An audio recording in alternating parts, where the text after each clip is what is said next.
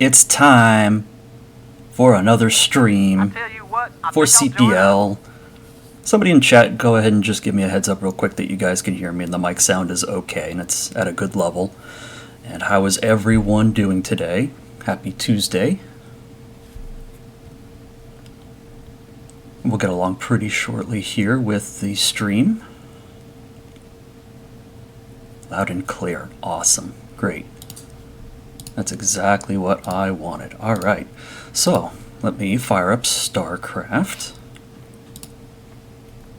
And also let me show you the scoreboard.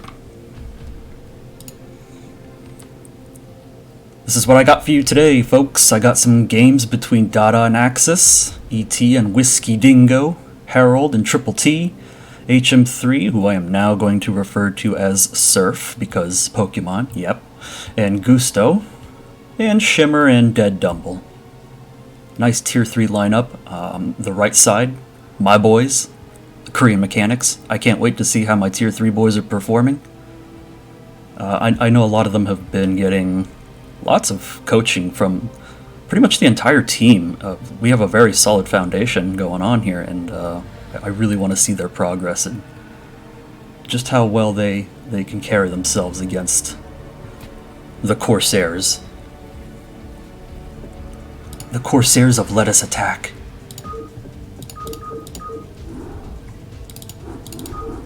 Alright, let's boot up some LAN lobbies here, pull open some games, and I'm going to jump into our first series today, which will be between Dada and Axis. I kind of have to find it first.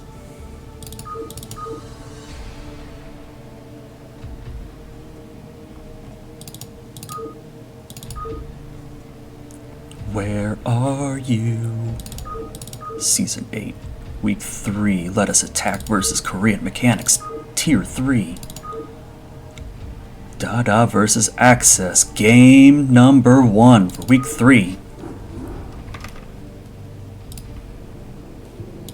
Capture that game. Here we go, ladies and gentlemen, the first game of the series and the first game of this cast. Let's get it on.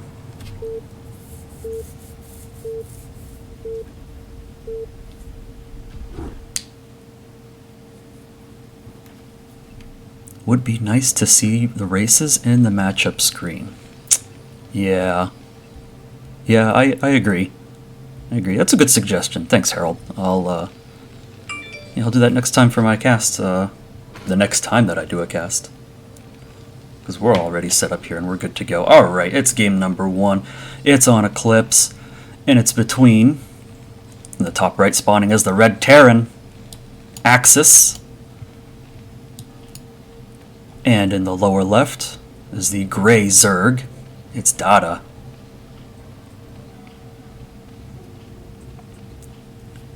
Cool. Alright, so game number 1's on Eclipse. This is a map that's been in our pool for quite a while. Been on ladder. Solid 2-player map. Nothing super cheesy just yet. Looks like we've got some standard openers here, everybody getting their supply. And we'll do a little bit of StarCraft trivia, because I figured, well, there are certain points during the stream where there's a little bit of downtime and sometimes not much to talk about, so I figured why not have a nice interaction with the chat. I'm going to trivia you guys, and now don't cheat. Don't go up on like Google and start looking up answers. That's cheating. It's to test your knowledge. Mostly useless knowledge, but knowledge.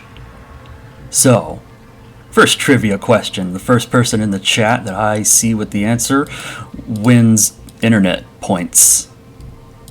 Yeah, valuable internet points. So, question number 1 for the trivia for you guys. What is the name of the Terran upgrade for Ghost Sight Range?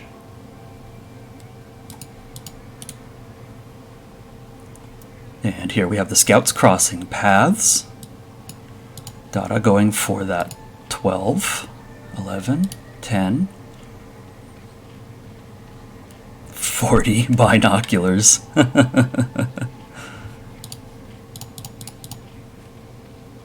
And Nightcat wins it with ocular implants. That's the correct answer. I'm already having fun with you guys. This is great. I like casting with you guys. You're a bunch of fun. CPL, my internet family. Alright, so here out of Axis we see what looks like a gasless expand. So barracks into command center. Dada going for a very standard 2-hatch tech.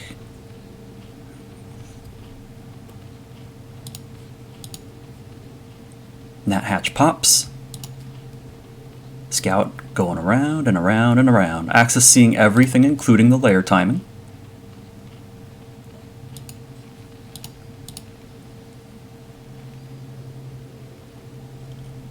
Are all of KM playing with the game in Korean language? No, Forte, it is just me. As a side hobby, I study the Korean language and try to learn more of it, piece by piece at a time. Mostly because it's fun, but also because I want to try to help the foreign Broodwar scene with translations and understanding Korean so that we can gain more knowledge and access from the Korean scene. We don't want that knowledge to be lost or blocked off to us. So here we see this SCV scout getting chased by the Zerglings and will get picked off. So the direct tech path from Dada will not be visible to Axis, so he's not going to know if it's going to be Hydra Den or Spire, although it's shaping up to be what I think is Spire play. You can grab your gas right about now. There's the Spire. That gas soon. And Axis with a nice force of 6 Marines. Natural's already mining. Double Barracks Academy. Very, very standard TVZ opener. Some Zerglings, Slowlings moving out on the map. I like this. I like this play. I don't suggest keeping them in your base if you've got a good eye on Terran's front and you don't see a move out. You can just set up a nice little contain to watch for anything that could move out. Maybe an SCV trying to sneak along the top edge or some Marines moving out for harass before the Spire pops.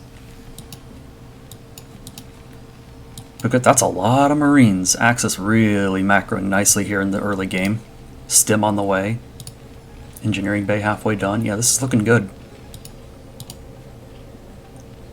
Spire about 70% of the way for Dada. Getting the Overlords for the supply that will be needed.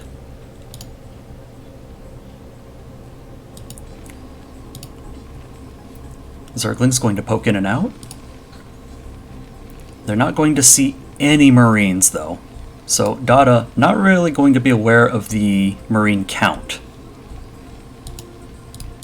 First medic has popped out. Second one about to pop. Scan goes down. Axis scanning both of Dada's bases and sees what's up. All the eggs are morphing simultaneously, and there's the Spire. So it will be Mutalisk tech. And the Zerglings move in because there's no defense here. The Marines have to come down and flush this out. And Dada doing his best to try to do a run-in up the ramp. Only gets in with just one Zergling though, but one is enough to scout the tech. So, I did this late, but you would have seen the 2 barracks in the engineering base. So Dada now for sure knowing it's going to be bio play. 5 Mutalisks, 2 more on the way. I'm going to fly out, and missile turrets up just in time for Axis. Well done. Good timing. These are very well-timed turrets. +1 well on the way. Both Raxes being macroed out of. Factory coming up. And a move out for Terran. And yeah, so with just 5 mutas, there isn't a whole lot that can be done against turrets. In fact, I don't even think that Dada could fight these Marines unless you dog them from the corners and get nice pickoffs. So we'll have to wait a little bit. There's 6, 1 joined up. And we'll wait and see now if Dada decides to commit. Looks like, yeah, there's going to be a commitment to Mutalisks. There's no Hydra Den just yet. Now their hatchery going down in the base. Nice and safe. Another scan going down. checking for the third at the usual third location. Sees that it isn't there, so knows Dada is either on 2 base or has a weird third. And here's our Hydralisk done for the transition into Lurker. 7 Mutalisks, now going to attack the main. And he's going to commit to these turrets.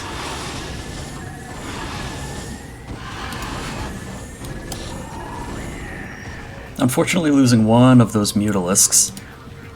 And not even getting the turret down to a burn state. A little bit unfortunate there for Dada.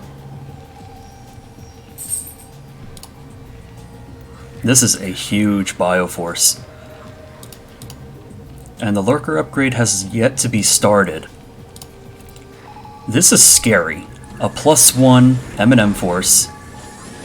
Axis moving out on the map and scanning other third base locations to check. Oh no, if he moves down this bridge here, he'll catch this Overlord as well.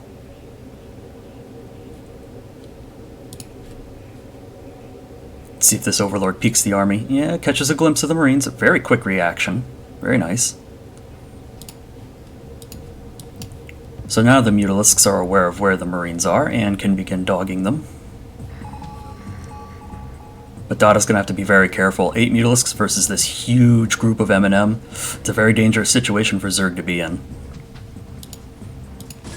Instead, just going to commit to more harassment at the natural. Picks off another turret. I don't think any economic damage has been done yet via SCV kills. It looks like we might have a misrally here. Drone. A couple Zerglings. We could put these to use. We could make a proxy hatch. Just for the lulz. And yeah, Overlord's being picked off from the path between the bases. So it's going to supply block Dada, so this puts him in a little bit of a pinch. Another scan goes down. Axis just not really sure. Really expecting a third base, and most Terran players would. However, all we see is just 2 base play. Mutalisk swooping back in at the top for more harassment. We'll find it this time, but without the Mutalisks being here, this might be a tough hold. Now, Dada's doing a very good reaction here by putting up more colonies, and can morph these colonies into Sunkens. That will help tremendously in the defense against all these Marines with +1. In fact, it might just save his life here.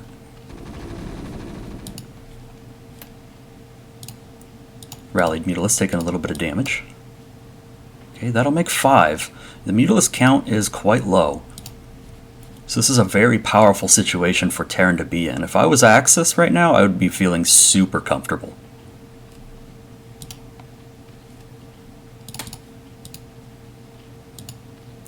Taking a broader look at things, we don't see any advancements in tech yet, but Dada doing a nice job of macroing out some combat units that will be desperately needed should this push in.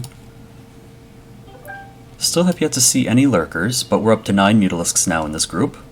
Some Zerglings, some Hydralisks that are ready to be morphed. I didn't catch wind of the Lurker tech yet. I don't think it's been started, but again, I didn't see it. And Dada moving out on the map, staying super active with these Mutalisks. I really like that. As a Zerg player, staying active with Mutalisks will bring a lot of additional value if you're careful with them, instead of just letting them sit, because these are expensive units. You want to be using these and getting something out of them. This is good. Picking off SCVs that are building structures. That's going to delay this command center. It's going to pick off some of the Marines.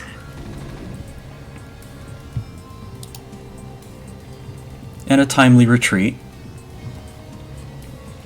I like the retreat, respecting the Terran in his own base. And abusing the mobility, flying around, just trying to get other damage done. Picking off some SCVs here. And flying out when the Marines chase. Very good.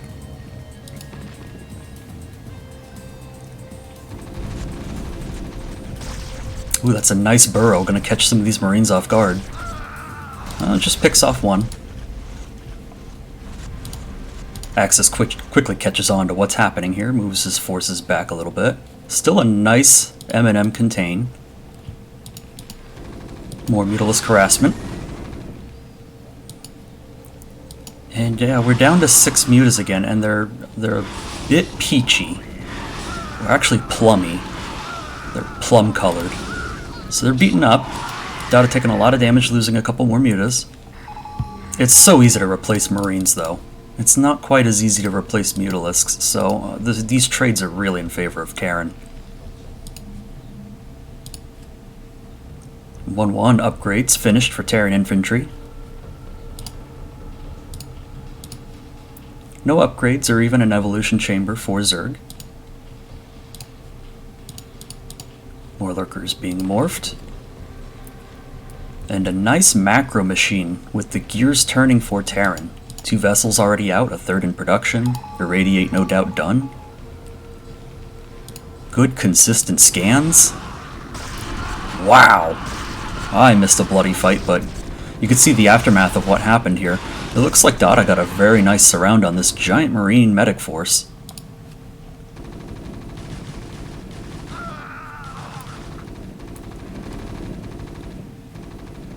And we'll send in the lurker lane composition to clean this up.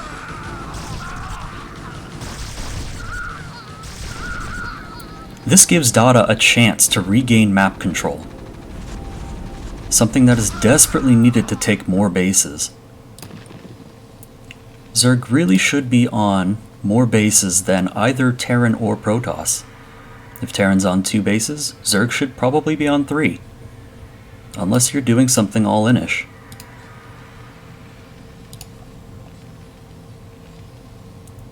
So I do expect a 3rd base to be taken for Zerg here. Now on Terran's side, a move out could be any minute now. And I think Axis is starting to mobilize here. They'll join up with the vessels. They have great energy. This one's maxed energy. These guys have been sitting here for a little bit. This is good. There will be plenty of irradiates. The lurkers walk up. Axis spots it, stims his Marines.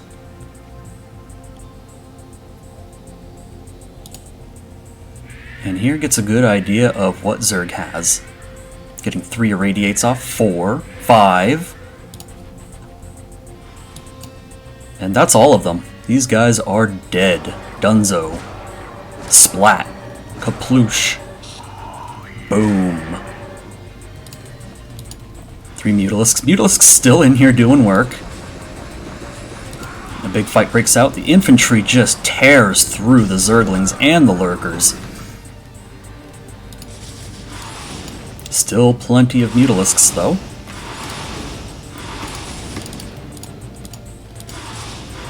Trying to get a gauge on it. At least 11. Alright. Picks off one of the vessels. Might get a second here. Excellent irradiate. Oh, but a quick pull-out. Very nice from Dada. Quickly plucking that one Mutalisk out of the pack to avoid the AoE damage. Very nice.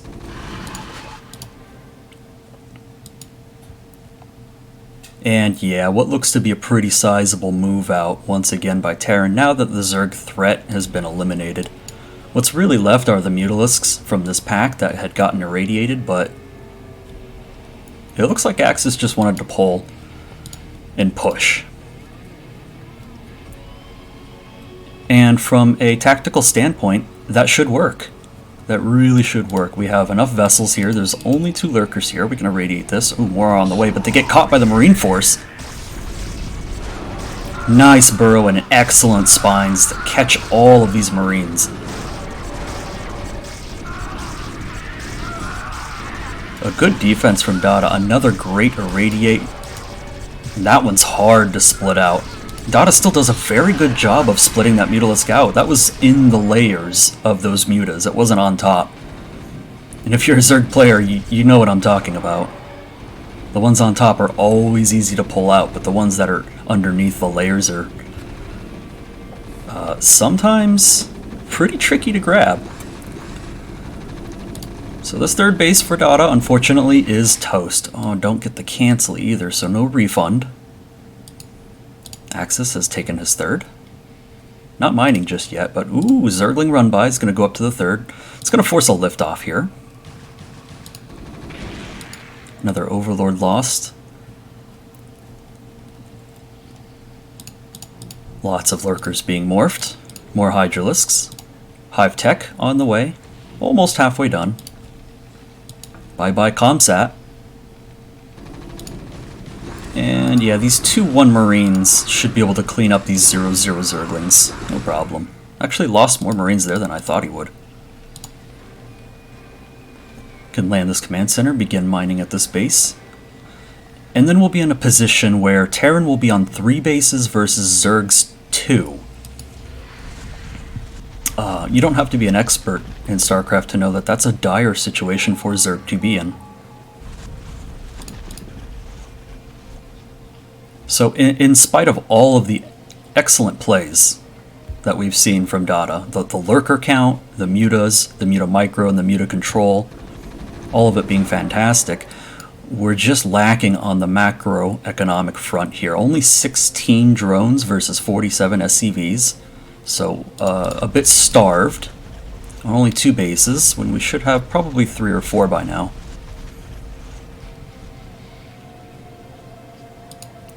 And all the unit control in the world won't save you from not having taken bases. And it's back! It's back! It's on the windowsill! The stupid Robin!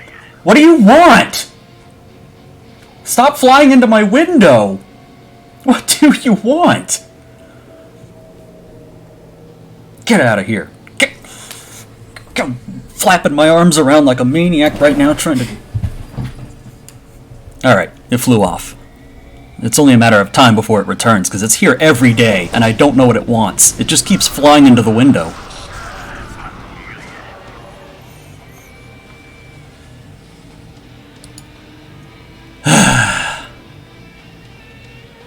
I think it's a male robin, too.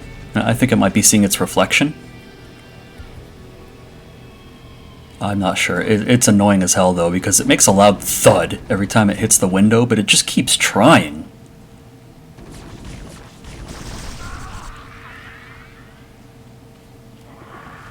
Chat, you guys are wild. I like all these suggestions. You're all trying to figure out the intentions of the Robin. It's back again! Oh my... I can't. He's like... He's pitching his head upward and then puffing out his chest. It's gotta be a male being territorial or something. Or seeing a reflection. I think you're right, Forte. I think it's some territorial nature. Real life muta harass. Actually, my mic is pretty loud. I have it set pretty high. You could probably hear the thuds.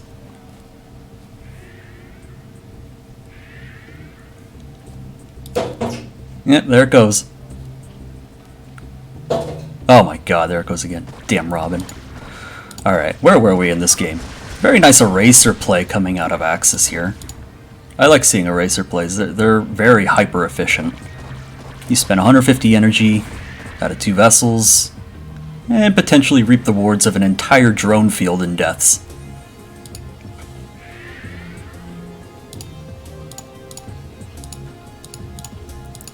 Axis doing a good job of utilizing the irradiates to clean out a lot of lurkers this game. Very respectable, I like it.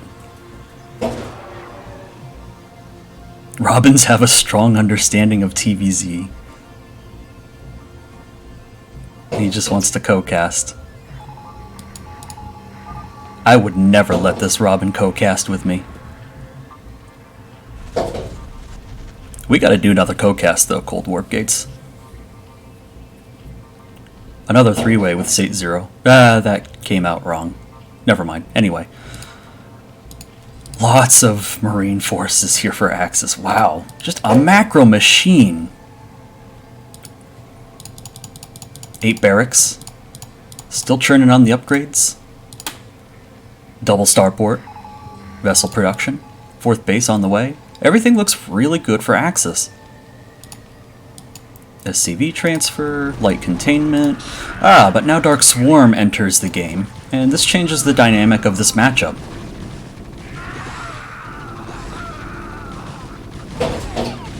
As you can see from this battle here, Terran cannot fight in the Swarm. So Axis is forced to back up a little bit, but does chew up the Zerglings as they exit the Swarm. And there's just so much Terran bio here. And this isn't gonna work.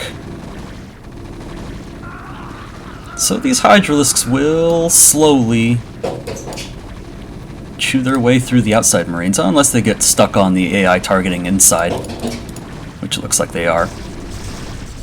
And the Lurkers will make short work of that. Oh yeah. Oh, the spines.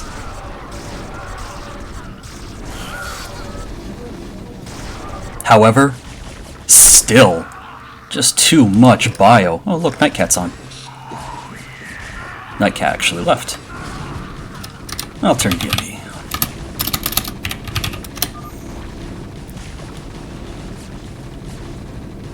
So, relentless pressure from Axis.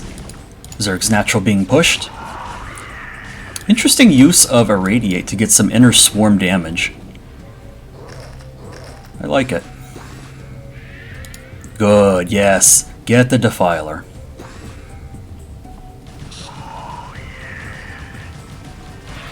Lots of medics for Axis.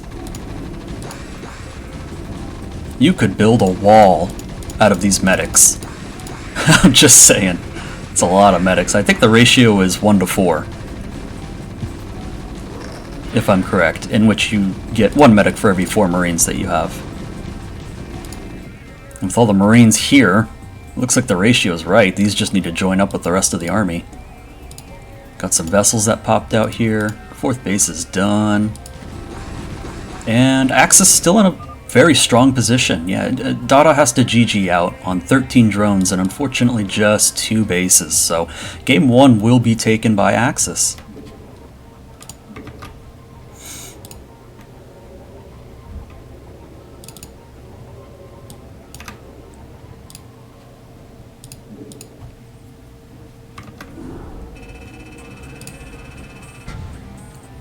Here's your score screen. Above 100 APM for both players. Not almost breaching 200. Very cool.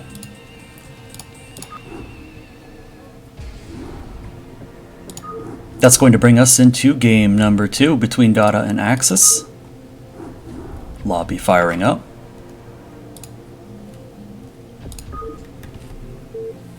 Here we go on Neo Sylphid. 이게임이 시작합니다.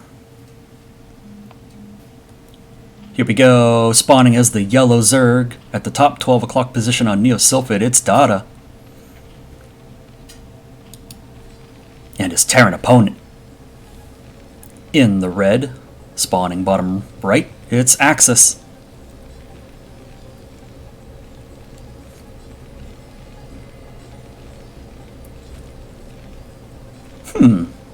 Yeah, maybe I'll make a habit of doing trivia in between the early stages of the game.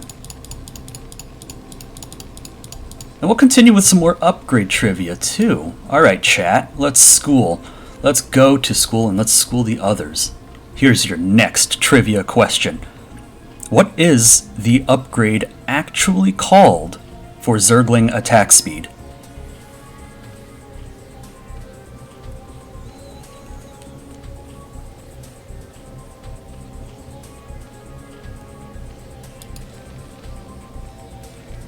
Yeah, boom. First one, Light Swarm takes it. Adrenal glands is the correct answer.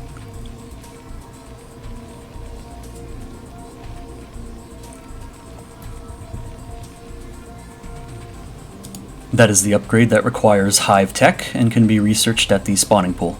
It's the second one. Alright, supply and barracks for Axis, so a very regular opening so far.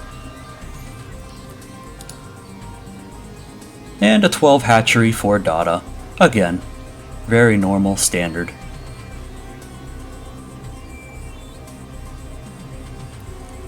My joke answer would be wings. You want to know something cool? I actually have a t-shirt that says Metabolic Boost gives you wings, and it's got 2 Zerglings facing each other, as if they were the bulls on the Red Bull can. I love it, it's one of my favorite shirts.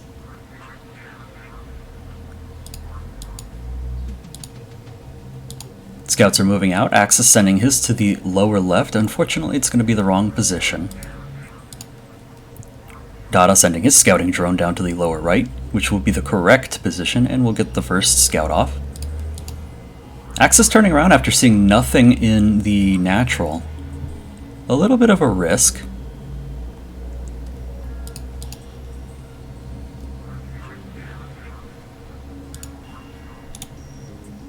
This drone will come in here, find a Marine, find the SCV coming out.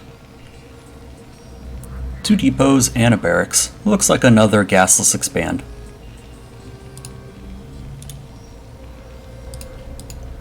SCV comes in and scouts Dada. Finds another normal hatch pool gas timing. Nothing in the gas just yet though. It's going to delay the tech. It's going to delay the layer. There we go. Oh, alright. Axis wants to get a little bit aggressive here. Gonna send these Marines across. Nope, gotta turn around. Never mind. Caster's Curse. Right, maybe he was just looking for overlords. Maybe he was really trying to kill this drone. Either way, with the scouting SCV here, seeing what's popping out of these eggs and knowing that there's no Zerglings just yet, it was a good decision, I believe. Because nothing could challenge the Marines, so I like the external thinking there. Walk outside your base, try to get some damage anywhere you can. Just 2 Zerglings here for Dada. Macroeconomic standard. This will chase away the SCV, maybe even get the kill. Yeah, this will go down. So it gets the kill there. The rest will be drones. Oh, I did miss Morlings actually. Okay, so a full 6 was made. I'm an idiot. And 4 of them will come in, and I like that they're walking around the bunker, not committing. Perhaps trying to get a pick on the SCV building the command center. That would have been sweet, because this was so close to finishing. Could have delayed this a lot. Goes in, tries it. Not quite. Another 2 racks Academy follow-up. So Axis really sticking to a normal standard TVZ. It's probably the best idea, because this is a tried and true build. 3rd hatchery at the Natural's Choke. Layer tech up. We'll see the tech choice for Dada soon. If you were as efficient as possible with Zerg and wanted to go lurkers, you would set the Hydra Den down when the layer is at the halfway point. So I suspected it would be a Spire since there was no Hydra Den and the layer had already been finished. So it will be another 2 hatchery Mutalisk play from Dada. Comsat's going up. Stim well on the way. Engineering bay well on the way. 2, 3. 3 hatch. 3 hatch? Yeah, you might be right, Light Swarm. It's like, this is like 2.5 hatch, I guess they call it. Like at what is it, like 28 supply or something? You set down a hatch, and that's already like when your layer's close to finish. Something like that. You could take me to school. Alright, so scans did go down for Axis. I didn't show it, but he did scan the layer tech and the Spire, so does get confirmation that it will be Mutalisk. 2.5 is when the 3rd hatch finishes just before the Spire. Okay, I got you. Like you get 2 larvae from the 3rd hatch. Okay. Oh, yeah, that makes sense. Alright. Alright, we're 6 minutes in, and already we have a huge bioforce from Axis once again, showing his macro prowess. And is going to move out. Catches these lings. Chews them up and takes no damage.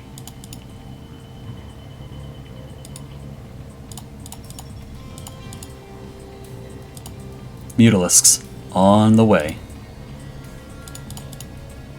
And Dada getting a little bit nervous. Gonna put 2 more creep colonies down. And the Marines are here. Gonna lose 1. Moving forward a little too far. Ball up. Do a quick tech check here. Looks like we had a cancellation on maybe a turret. Turret's in spot, and a fight breaks out. Ooh, getting some great trades with these Mutalisks. Picking all but 1 off. Another one hatches. We even take down 1 of the Sunkens, but 2 of the Sunkens. This is the 3rd one. If this goes down, this is probably game. And now there are Only 2 Mutalisks left, and Dada realizes he's dead. So Axis will take game number 2, and will take the series.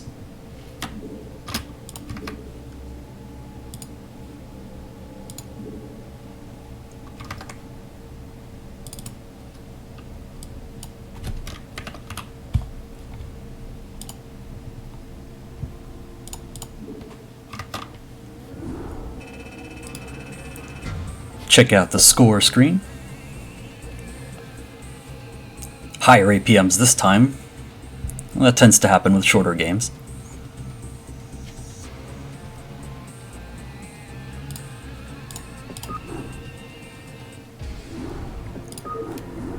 Okay, that ends series 1 out of 5. We enter series number 2. This series is going to be between E.T. and Whiskey Dingo. What races are they? Well, you'll have to find out, because I didn't put race tags in. Which I will do next time.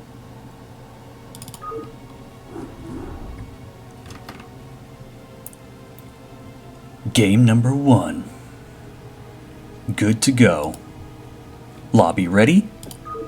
Firing it up.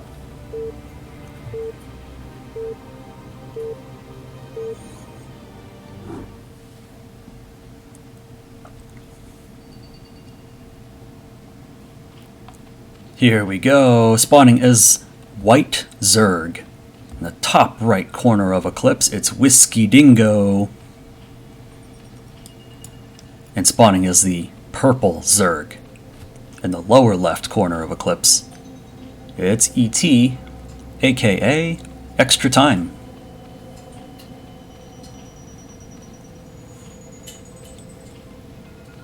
I'm not calling the Robin back Escalade. Chill out. He smudged up my windows.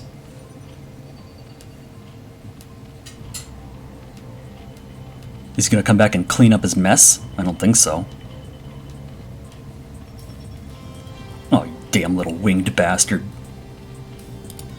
Okay, so starting this game off, we're gonna look for overlords here, unless a player wants to do a 9 pool.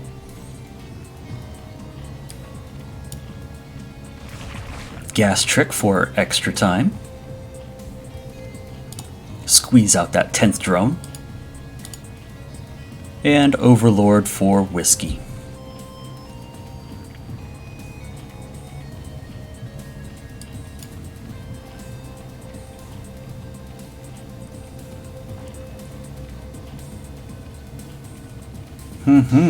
StarCraft trivia time. What was the critical balance change that occurred in 2001 to Zerg?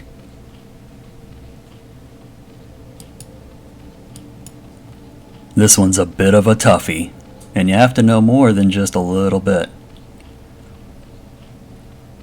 Bam! 40 takes it! Spawning pool set to 200, that's correct. Yeah, the spawning pool originally cost 150 minerals. Which falls in line with the gateway and the barracks, which are also 150 minerals, but, you know, Zerg just... the Zerg rush became a meme for a reason.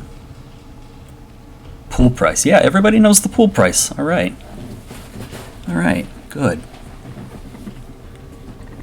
You guys will do great at your next Barcraft trivia. Alright. So, an extra hatch in base for Whiskey Dingo. Very good, very safe. We're getting gas, getting pool. ET doing the same thing. Their builds were just a little bit different, but they end up being the same.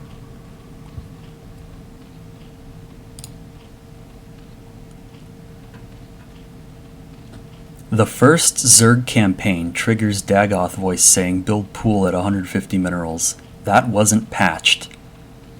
Now that's some trivia knowledge right there, Lightswarm. What a Zerg monster you are. You know everything. Okay, 6 Zerglings out for Whiskey Dingo. Gonna park at the ramp. 8 Zerglings out for ET. Gonna march across the map.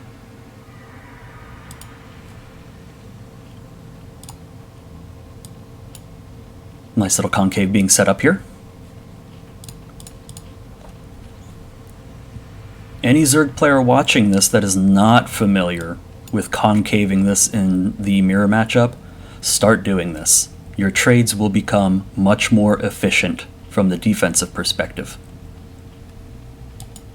Like these Zerglings from ET are going to have a very hard time breaking this, I think, unless he just walks past, which, okay, he does. He breaks the wall.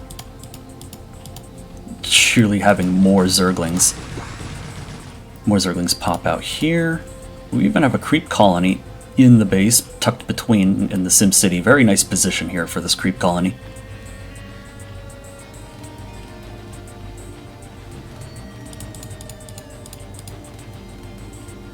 Ah, yes, right. You can also wall ramp from low ground. Right, that's a good point. More creep colonies going down. I don't know if I agree with this decision. You're sacrificing valuable drones for defense against what's just, you know, a similar number of Zerglings to what you have. So I'm a little worried here for Whiskey. Winning the trades, though, in the base. Sunken getting a lot of value. Oh, wait. Oh, wait. I am the big dumb. These are purple, not white. Oh, it's ETs. These are ETs. Why wasn't I paying attention to that? Oh my god. This is such a powerful attack then from ET. This completely turns the tables on what I was thinking about. My mind broke for a second. And these Zerglings, yeah, they're going to get a very nice surround and barely knock out this sunken colony. Just a few left. What an attack! And there's more Zerglings on the way, too. A relentless offensive from ET.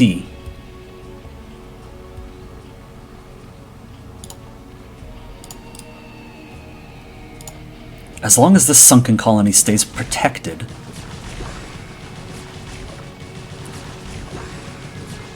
Yeah, this is a good trade for Whiskey right here. Colony will stay up. Mutalisks are now out on the field. More Zerglings for ET. Spore colony going up in the main with a nicely timed evolution chamber.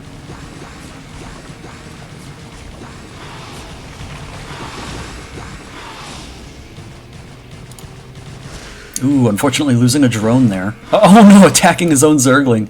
Oh, very unfortunate. Attack move misclick. However, more Zerglings are piling in. Just 4. That's not that bad. They do pick off another drone. We'll see if they manage to get another one. Oh, they do. Extremely painful economic damage. The only thing Whiskey Dingo really has going for him is the Mutalisk tech. And with the relentless offensive of Zerglings coming in from ET, and yeah, the last drone, that's going to get picked off. There's only 2 left. 1 left. This is almost over. No drones left. All we have is 1 Mutalisk, and Whiskey Dingo calls it GG. Game number 1 gets taken by ET.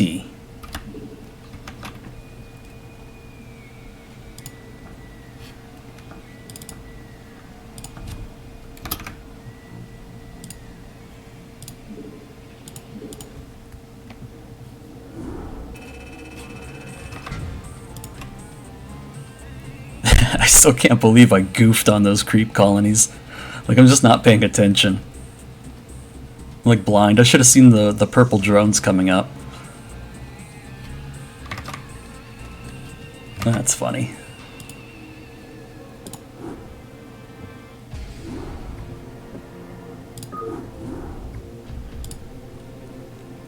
That brings us to game number 2. Situated on Neo Sylphid. Lobby prepared. Game launching.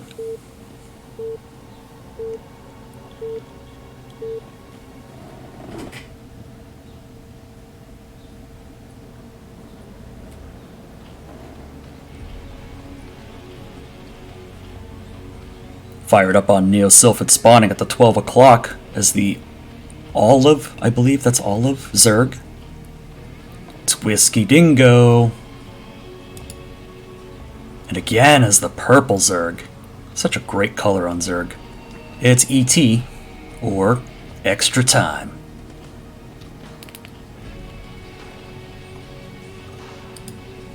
Ah, no 4 pools?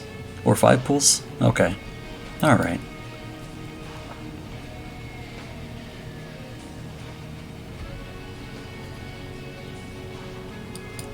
Okay. Let's switch gears a little bit from trivia and sample the audience to see what they think. Since we're talking about colors, what is your favorite color on Zerg?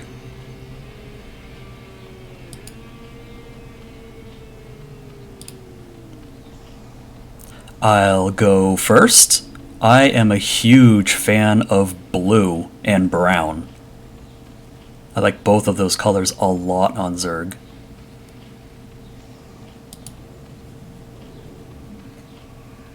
I see teal, blue, magenta, red. Yeah, magenta's pretty cool too. A little too bright for my taste. Red's a good color, yeah. Teal. I find teal to always be a boring color because you could shift tab and it defaults you to that color, and I don't know, I just kind of think teal's ugly.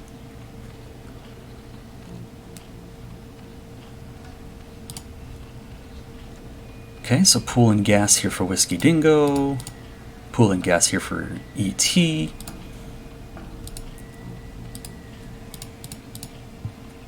Dingo's pool and gas going to be much faster. Drone count, much smaller. So we have a faster pace coming out of Whiskey Dingo here. Much faster pace, but less macroeconomic.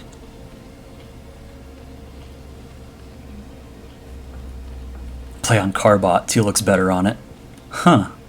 Okay, that's cool. I'll take your word for it. I don't have the Carbot skin.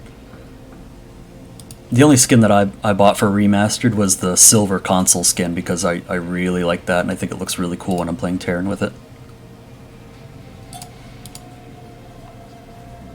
Alright, so we have 6 initial Zerglings from Whiskey Dingo moving out. I'm going to cross paths with these 4 Zerglings from ET, who turns around after seeing that he's outnumbered. One gets picked off, unfortunately. And if we could hold this choke here, 2 great trades immediately from ET, turning the tide of the battle. More Zerglings pile in from Whiskey Dingo, and now it's 3-2. With a constant stream of reinforcements on the way as well.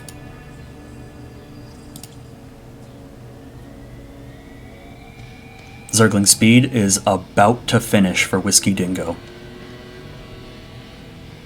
That could make a significant impact on the next fight. Ooh, gonna get a run-in surround, but there's still too many Zerglings for ET.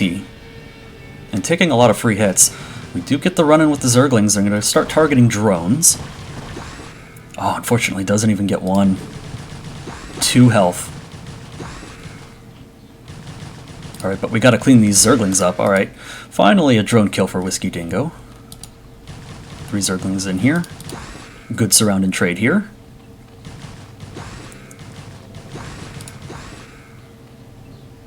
And finally the mess is cleaned up.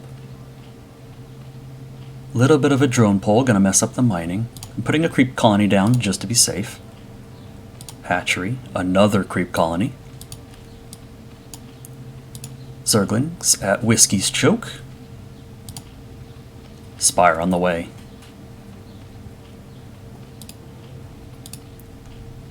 Right, so let's take a look at the difference between the timings on these spires. We're at 100 here and about 230 here. So I have to like this position for Whiskey. Not only is his Spire just a little bit faster, but he also has more drones, 11-8. Every single drone in the Zerg mirror matchup really matters, and really makes a significant difference. Gonna be placing down another macro hatch inside the base for larva. Form up that wall. Not so much of a wall here for ET. But he's not under threat or under pressure, so it's fine.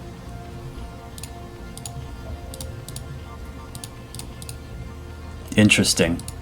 So there's an evolution chamber going down. ET probably suspects, since he doesn't have an overlord in the main, probably, or maybe he did, but it just came around. Maybe he saw the spire timing and figured, okay, it's a little slower, so we'll get some defense here, the evolution chamber, and then savor this creep colony for a spore colony. And that could make a pretty big difference in a defense play.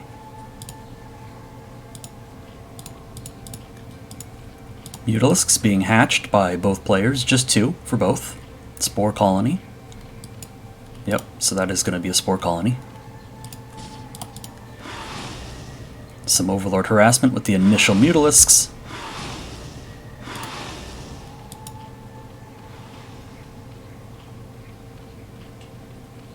The spire timing isn't that big. Mutas have to fly over. That's true. There's a lot of travel time involved. The difference in the spires was actually pretty small. The bigger difference to really focus on was the drone count difference. So I agree, Lightsworn. Just something to kind of point out. Alright, so we have some Scourge being paired with the Mutas for ET. Gonna move in here, and there are some Scourge as well. We'll see if we can capture any of the connections here. Yep. Purple Mutalisk dies. And both players are supply blocked. Utilizing the Spore Colony to take out those pesky Scourge. 3 Scourge left, 3 Mutas left for Whiskey Dingo. And it looks like just 3 Mutalisks for ET.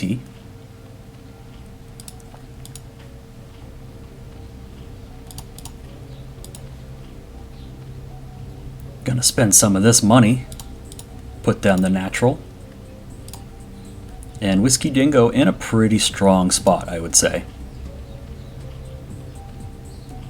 Now, since these Mutalisks are hatching, we now have a higher Mutalisk count for ET, and Whiskey is hatching a lot of Zerglings. I like this a lot. Despite the fact that there is a sunken colony in the main for ET, this is a large number of Zerglings that can fly in, or not fly in, run in and potentially pick off the Spire and win the game, pick off drones. And looks like we had a pretty bad trade here, because now Whiskey Dingo has more Mutas than ET. Nice pick on that Overlord, gets that. No other upgrades going here. Yeah, here come the Zerglings. They're going to pair very nicely with these Mutalisks.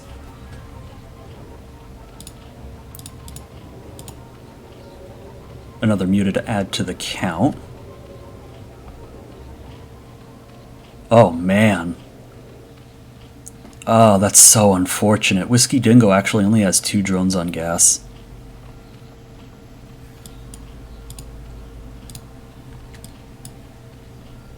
Check the gas count. ET has the proper 3. Oh, that's super unfortunate. Actually, that stunts the gas collection from Whiskey Dingo so much. And with no defenses here in the main, ET's just going to fly in with a large number of Mutalisks, enough to one-shot a drone.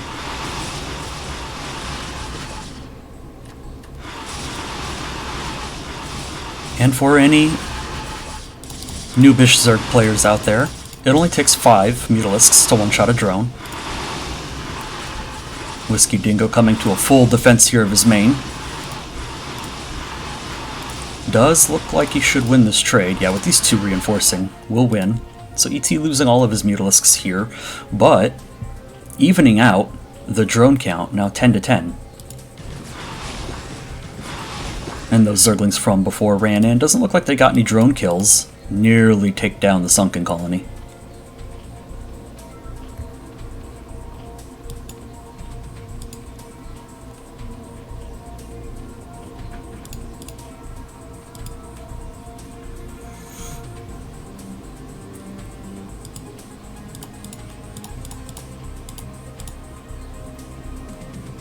A nice mixture of Zerglings and drones being hatched by Whiskey Dingo, and another fight breaks out.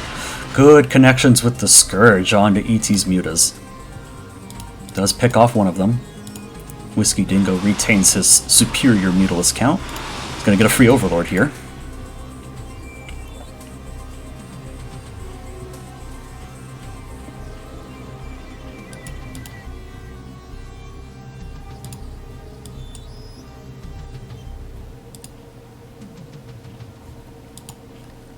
So, in this current situation, it's 5 Mutalisks for Whiskey Dingo versus 4 Mutalisks for extra time. ET gonna swoop back in and try to pick off more drones. Whiskey's ready for it this time. ET really focusing on the drone damage. A bunch of Mutalisks pop out for Whiskey Dingo to reinforce this. And this should be chased out. 2 Mutas will not accomplish very much at all. 1 falls. Pretty good moving shots from Whiskey Dingo.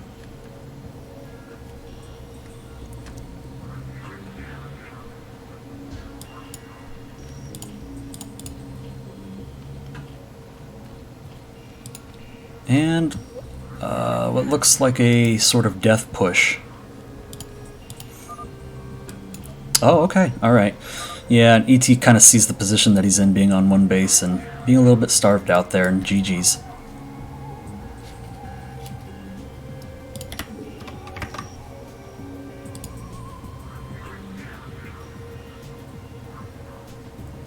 Cool. That means the game goes to Whiskey Dingo, and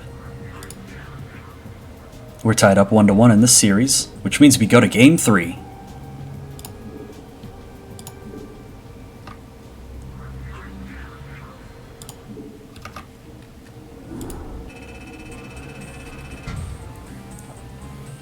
There's your score screen. You can see quite a significant difference here. Whiskey Dingo with a much higher score.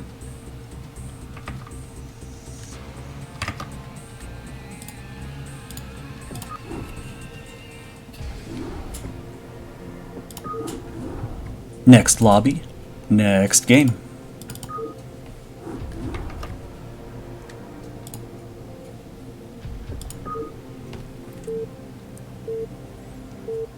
Game number 3 on Polypoid.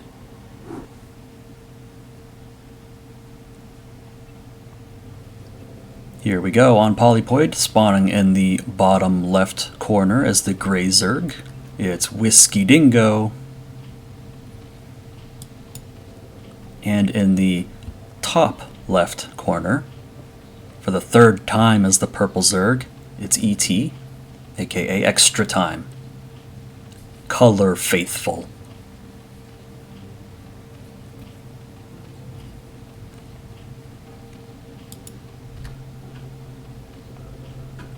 Gray looks kind of okay-ish on Zerg. It's not a superior color by any means.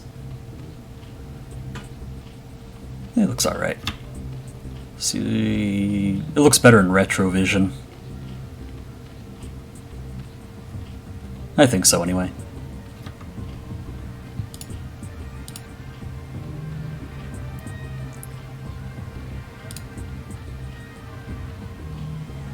Trivia time, Escalade.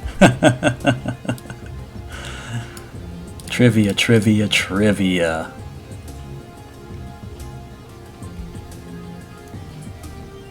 This one's a lore question. So those of you that follow the lore, here's your next trivia question. Which planet was destroyed by the Protoss in the early stages of the invasion in the original StarCraft?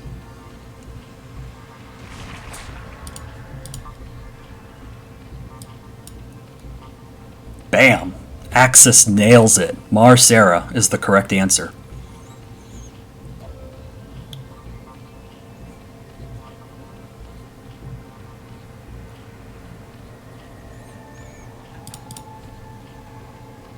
Okay, so Pool Gas from Whiskey Dingo, Hatchery from ET.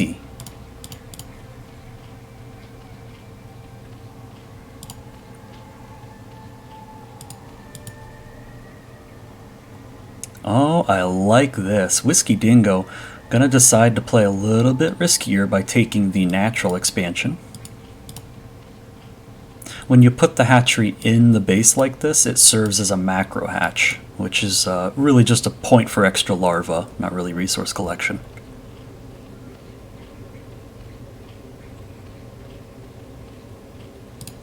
As I'm sure most of you already know this is a noob-friendly stream. Anyone that wants to learn StarCraft that watches this stream will learn something eventually. So, 6 Zerglings popping out for Whiskey Dingo. Gonna send those across the map. Zergling speed on the way, or should I say, metabolic boost. Okay, we're gonna camp at the natural hatchery. I like this. This is kind of securing this and making this a safer play. And good golly gosh, 5 pairs of lings on the way for ET.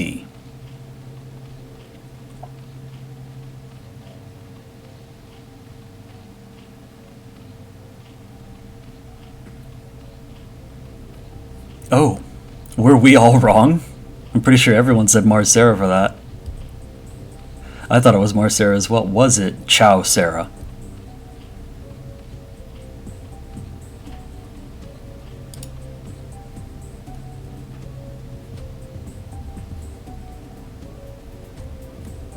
Yeah, I guess that's right. Light Swarm pulling out the entire excerpt, really. And was the first to answer correctly with Chow Sarah as well. Alright. Shows how much I know about lore. Great trades from Whiskey Dingo here. Now that speed's kicked in, gonna be able to trade even better. More Zerglings coming out for ET. More Zerglings being hatched. 2 drones moving out. We know what this means. I'm not missing it this time. I know what this is. They're gonna be purple this time and not the other color.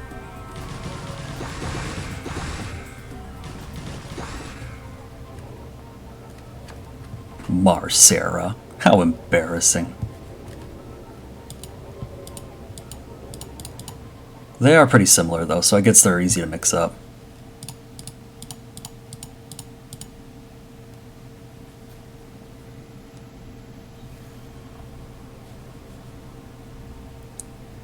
Okay, and with the reinforcing Zerglings coming in, the first force approaches the one that contains the drones. Will we see these creep colonies actually get planted, though?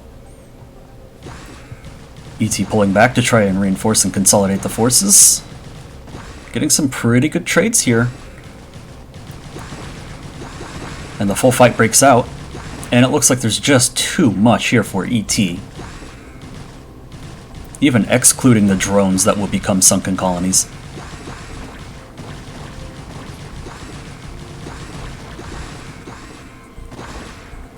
These drones are doing work. This drone has 2 kills.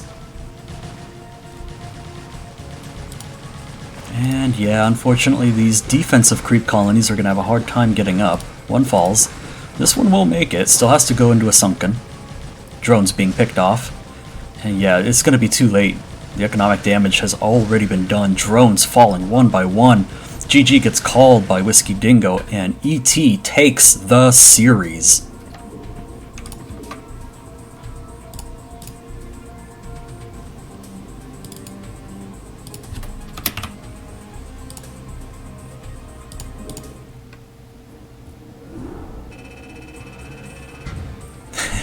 Vindicated. Purple Zerg, best Zerg.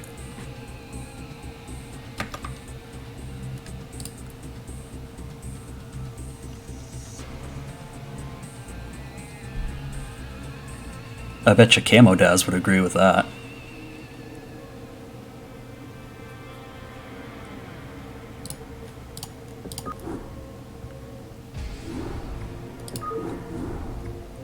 Series number 2 is now complete. And the overall score is tied 1-1. Both teams have 1 win so far. That brings us into Series 3 between Herald and Triple T. Game number 1. Lobby launching.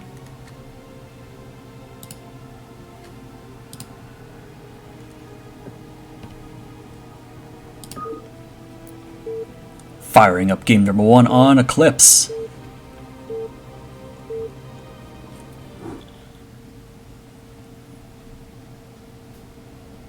Spawning in the top right corner as the Red Terran. It's going to be Herald. And in the bottom left, as the black Zerg, it's triple T.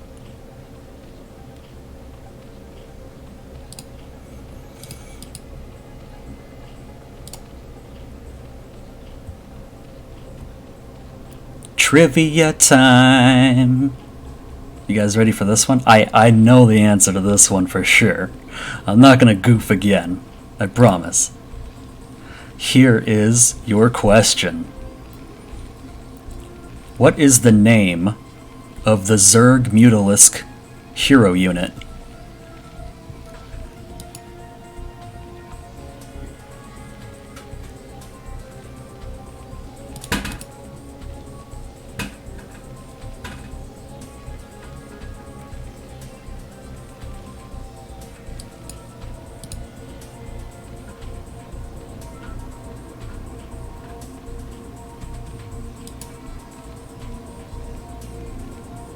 There we go, finally. Escalade takes it. The answer is Kakulza. Now, for super internet points, if somebody could tell me what that's referencing, or what it means, I've always wanted to know what that name really means. And jumping back into the game here for Harold, performing a wall off at the ramp.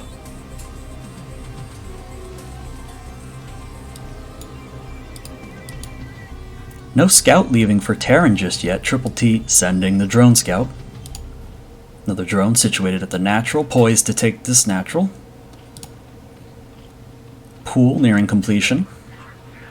So this was a 9-11, I suppose. 9 pool, 11 hatch. There we go. Scout going out a bit late for Harold. Drone slips through the crack.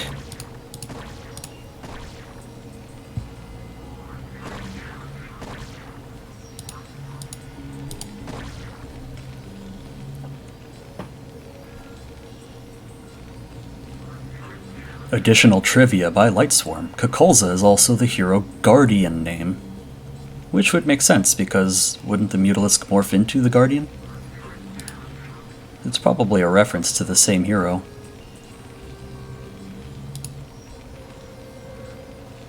Gas now being collected by Terran.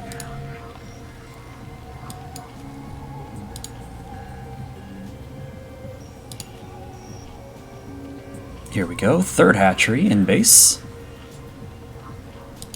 Gas going down for Zerg.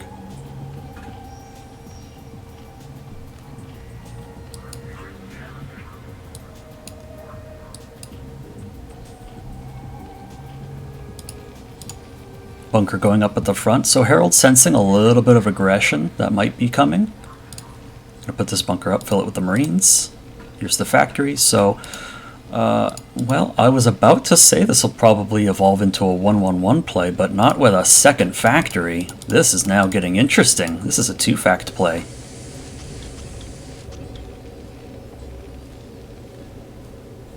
A curious course of action from Harold, but if it goes unscouted, could deal some potentially serious damage.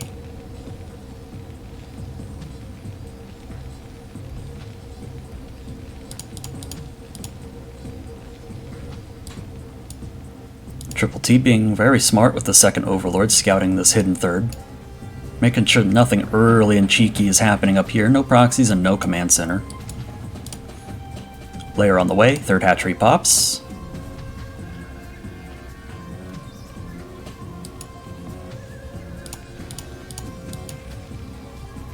Third factory. Alright, so I guess we're just going to see some Goliath play then. Did I miss the armory? No, I didn't. Oh yeah, if this is going to be a 3-factory Goliath, we should probably have the armory by now. There it is.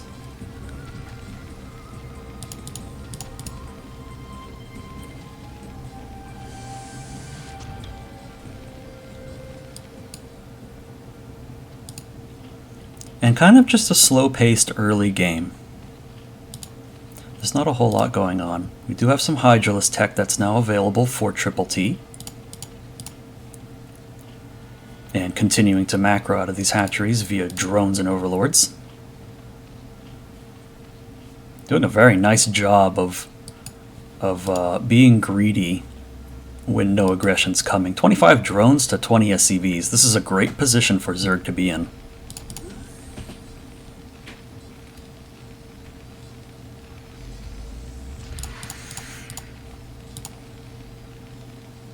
Turrets on the way for Herald. I think probably misunderstanding the tech choice from Triple T, so not quite getting a full and effective scout off, which is unfortunate.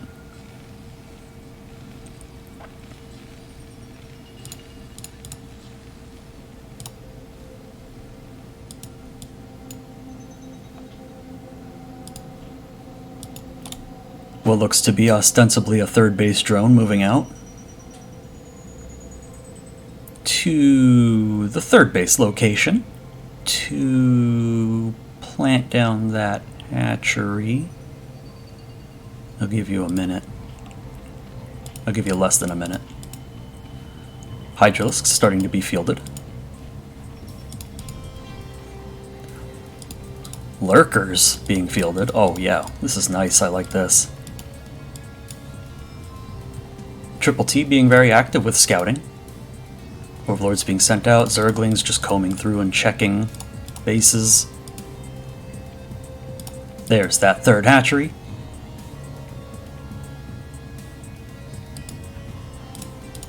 Here we go, Lurkers, big bad boys are ready. And we're moving out.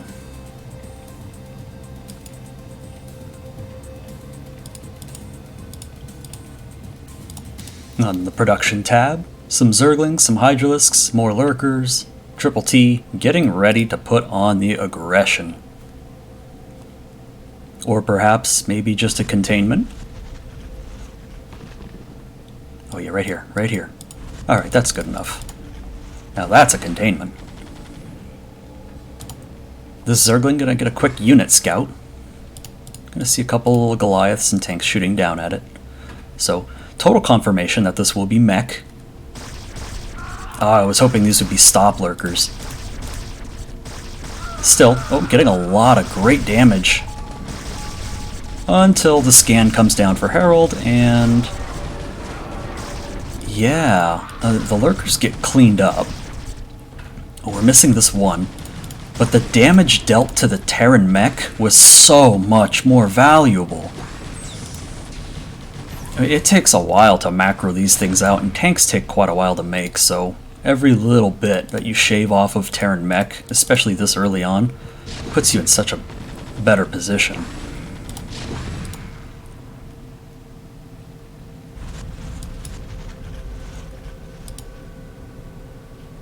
Yeah, and just a sheer vomiting of units and hatcheries out of Triple T, so continuing the aggression, the aggressive posture. Excellent defensive lurkers situated at the ramp of the third base. And this barracks, this is the hero scouter right here. Scan going down, picking off that lurker. Yeah, unfortunately a little bit of a fractured engagement by Triple T, but still getting a full Zergling surround, picking off both of those tanks. That's such a big deal.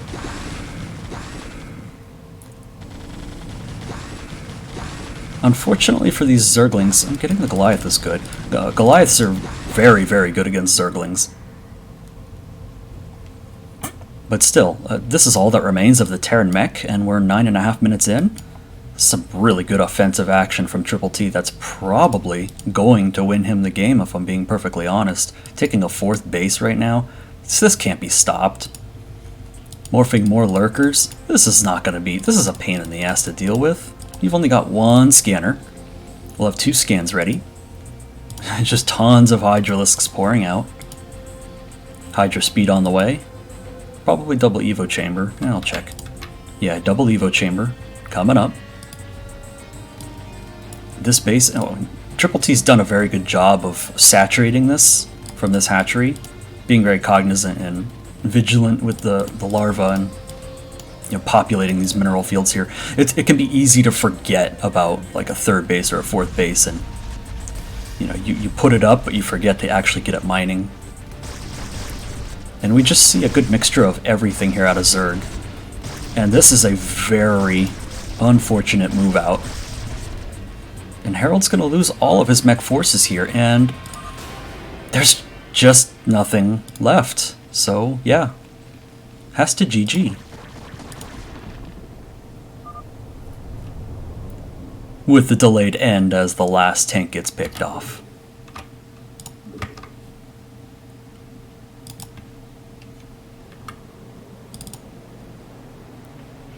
Game number 1. In the hands of Triple T.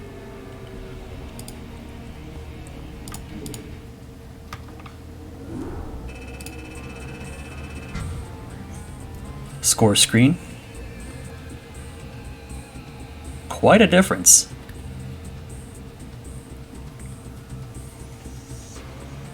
Oh wow, you guys really like this whole trivia thing, huh?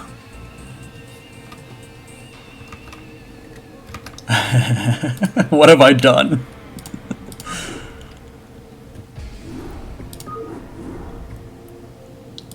Alright, let's fire up game number 2's lobby. Here we are, starting.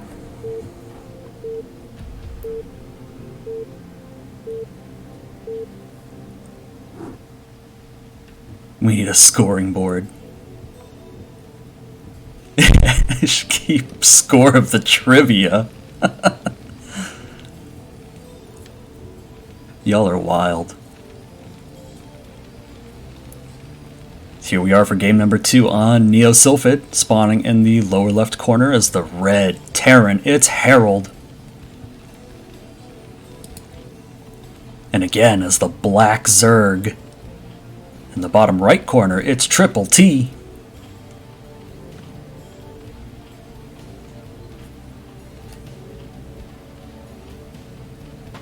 You guys ready for that trivia question? Y'all ready? Get those fingers on those keys. You gotta be fast.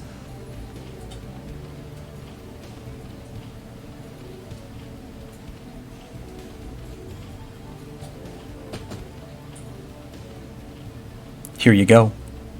Here is your question.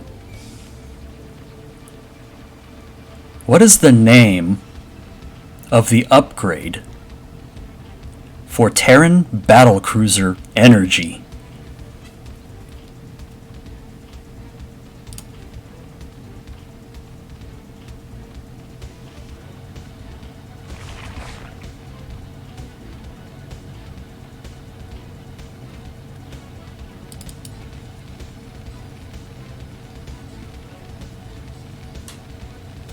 I thought I saw the Robin again. I did not. I was hallucinating. It's messing with my mind now.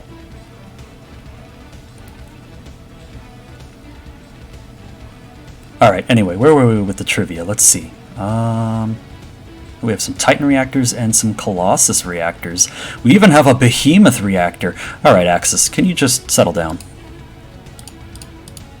Sir. Corvid reactor? Now you're just messing with me.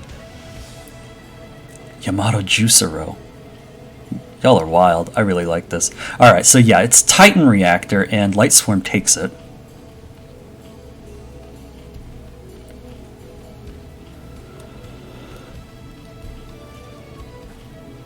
Bowser's Big Castle reactor.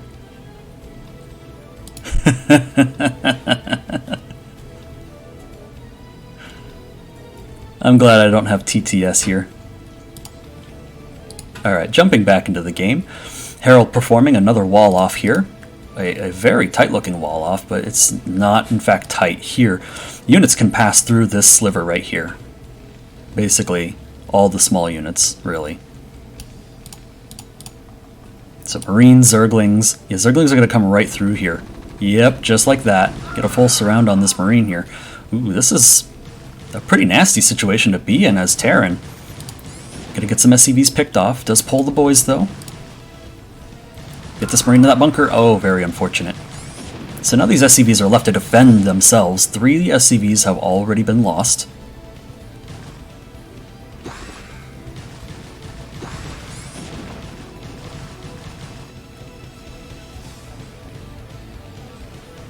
Oh, is it? Is it actually Colossus Reactor?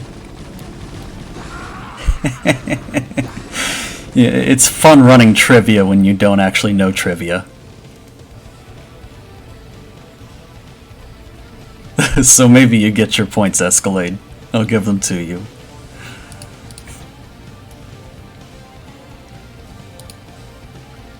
Alright, so here we see the factory going down for Herald. Only 1 SCV on gas, so I suspect this is either 2 SCVs that were lost from the Zerglings and simply not replaced, or this is actually a factory expansion. Triple T, natural hatchery popped. Creep colony on the way for defense. 3rd hatchery on the way. Kind of looking similar to last game.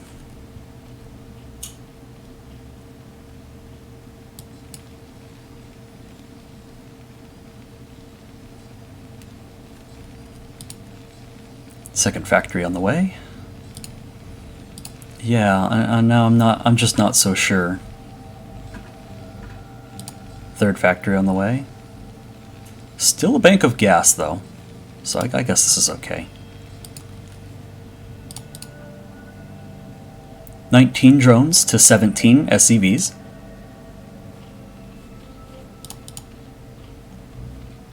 They're on the way. Yeah, this looks like the same build from Zerg. And this looks like basically the same build from Terran.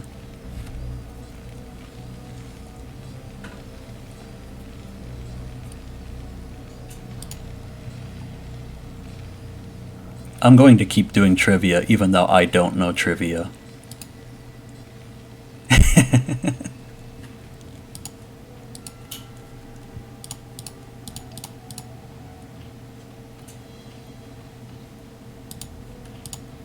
Hydralisk Den. Yep, very similar. So similar strategies to game 1. We'll just wait for some further developments here. Tank Vulture in production.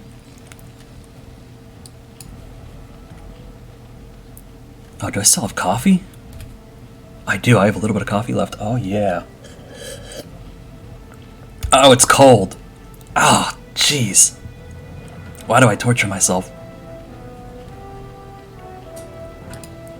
Oh! Ooh, cold coffee. Oh. Alright, 6 drones in production. Lurker tech on the way. Speedlings moving out on the map. Probably going to form a contain right outside the natural here, which would be great for spotting any move outs. Terran mech forces beginning to assemble. Academy on the way, no doubt for comsats. Very nice saturation with the drones for Triple T. Good, nice, strong, healthy drone count, 33 to the 20 SCVs.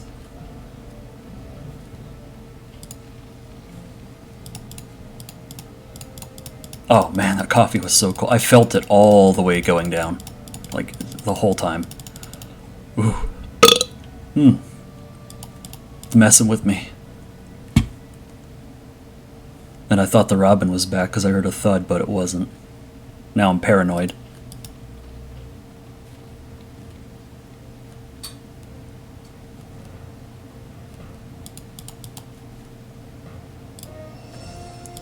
Okay, so lots of Zerglings forming up in a little bit of an unusual location, but still outside Terran's base. The barracks is lifted. Are we ready to roll out? Yes! I called it. And unfortunately on just move, not attack move. So a good amount of damage done by what little Zerglings were actually there.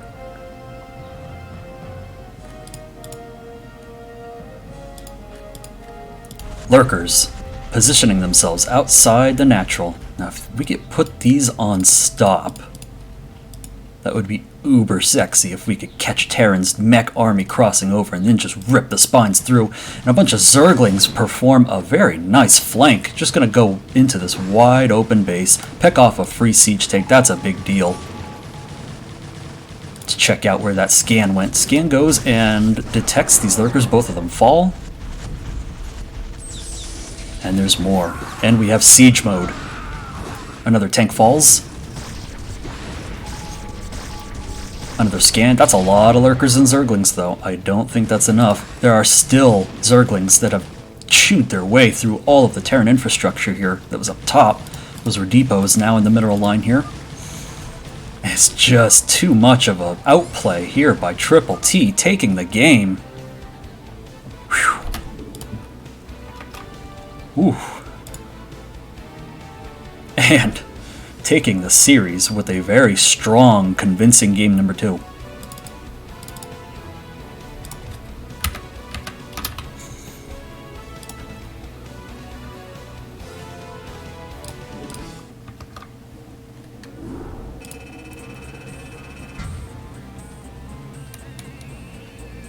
Wow, that's a dramatic difference.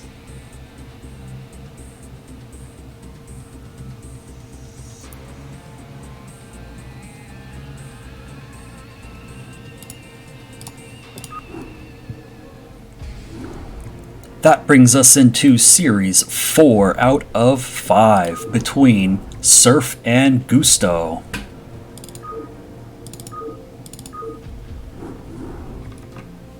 Game number 1's lobby is ready. And going.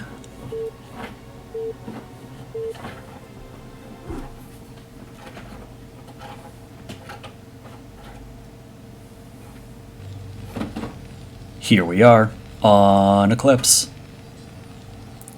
Spawning in the top right corner as the magenta Terran, it is Surf.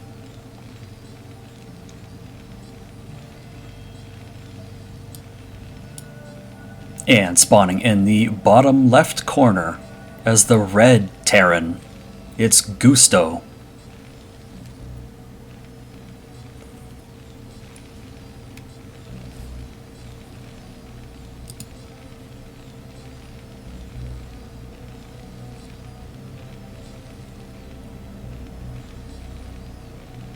Are you guys ready? Are you guys ready for trivia?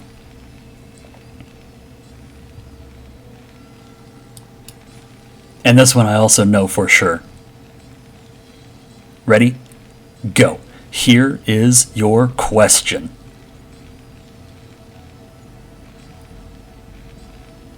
In the expansion, in the Protoss campaign, mission number 5 takes place on what planet? And here's a hint. This was an invasion on a space platform by Protoss. God damn, Light Swarm. He's just got it. Braxis is the correct answer. Light Swarm, our Zerg and trivia monster of CPL.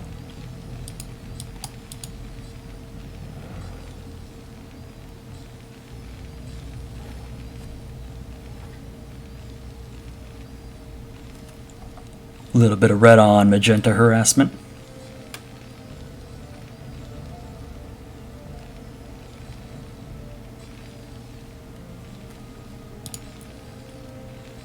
So looking at the two players, yeah, everything looks the same, which for TVT is pretty normal. You basically open up the same way. It's always right into factory, and then you can kind of start branching out. You can do factory expand, 2-fact.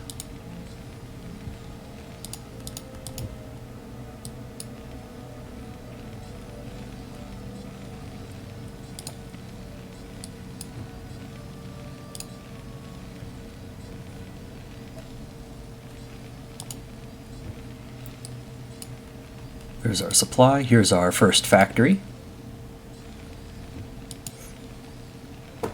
So Gusto's factory just a little bit quicker. Not really a big difference, not a big deal. And the Marine comes to finish the job. But a second SCV here. Gonna get up this ramp. Gonna get the scout off. Alright. Sees the factory, sees the gas mining, sees the barracks producing. Yeah, I mean, at this point we're just making sure that nothing cheeky's happening, but this looks totally normal and standard.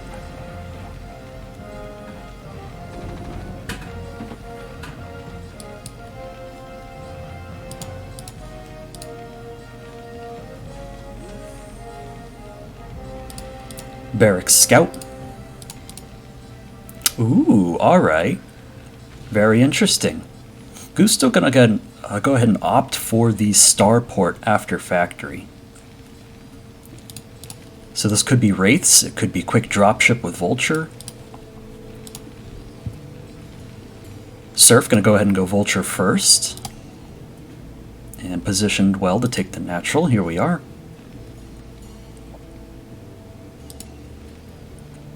So it'll be factory expand from Surf versus 111 from Gusto. That's an interesting bunker location. Okay. I suppose. 111 does leave you pretty fragile. Mines being researched by Gusto.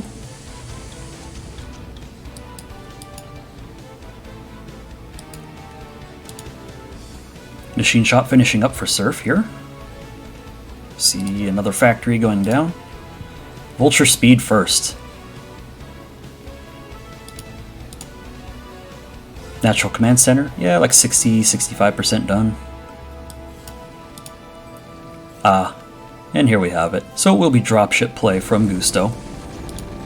Is Vulture going to run up the ramp and counters the bunker full of Marines, gets shot down. Mines at the ready for Gusto.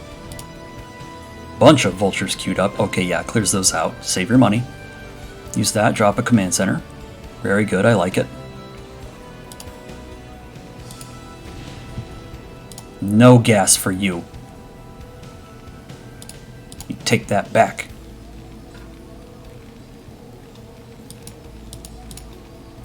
And a third factory now coming down for Surf. Vulture speed finishing up. Just one Vulture in production for now. Here's our dropship. Just 2 Vultures though. We're gonna need 3 to one-shot SCVs, but we could still get damage done. It's just not gonna be quite as efficient.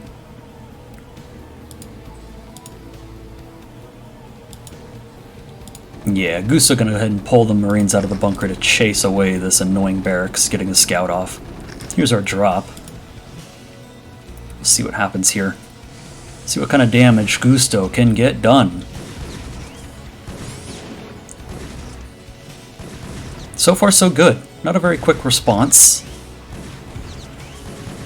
Laying mines is nice, but the issue is neither SCVs nor Vultures will trigger them because these are both floating units. We'll need Marines or Siege Tanks or Goliaths to walk up to trigger those mines. Yeah, and Surf cleans that up. Does lose a couple of SCVs though. He's going to get away with a dropship though. Saving this is nice. This can be utilized later.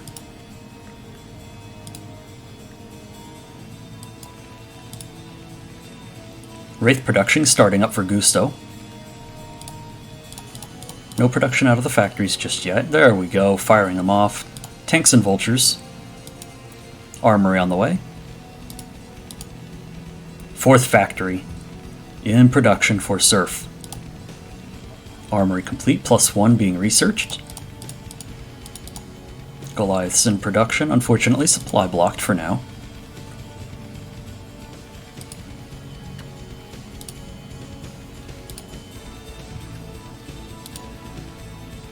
And here we see a very interesting 3rd factory location. Kind of stylish, I like it. On the low ground actually here. Wraith is out. Probably gonna tear down this barracks. Yeah. Missiles away.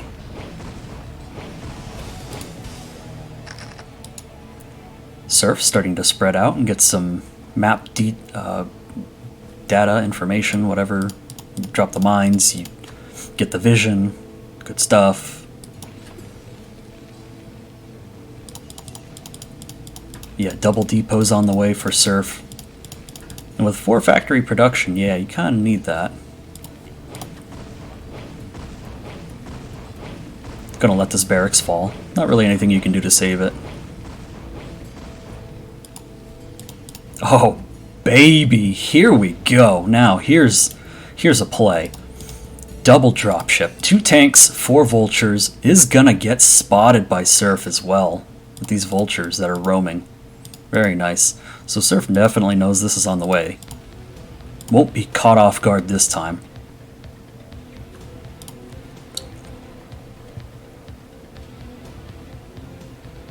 Drop the tanks. Yeah. Go ahead and fight this. We gotta be careful of the mines though. Alright, does get them picked off.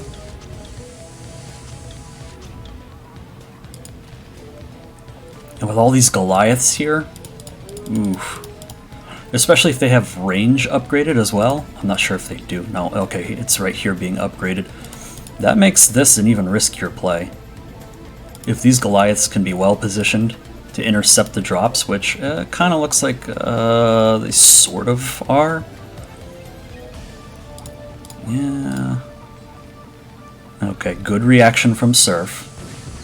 I think dropping this here is very risky. Is firing on the SCVs, trying to get some kills. None yet. Alright, now we're starting to pick up some kills. I gotta say, I really don't think that was worth it. We lost a lot of valuable mech, especially siege tanks, 2 of them. That's a fairly big deal. We did capture some SCVs and managed to bring the count down a little bit, but Surf is still in the lead with 33 SCVs to Gusto's 30.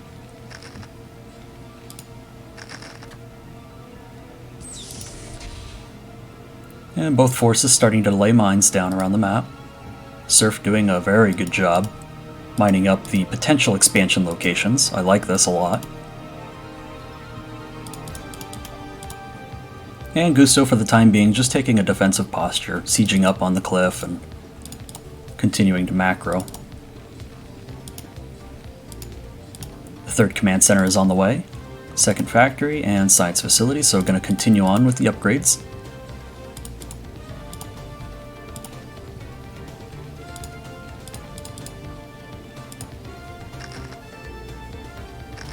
More mine laying.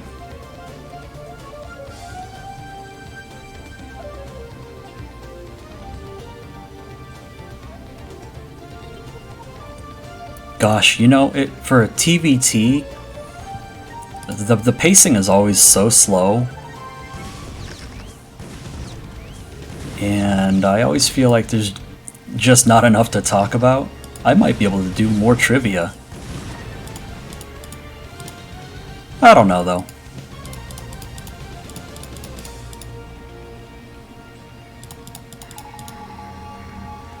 I'll see what chat says about it.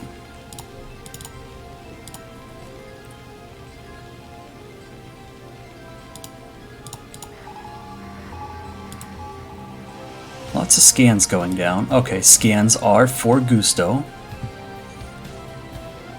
Gonna check out the natural here. Probably get a good count on the number of units that Surf has.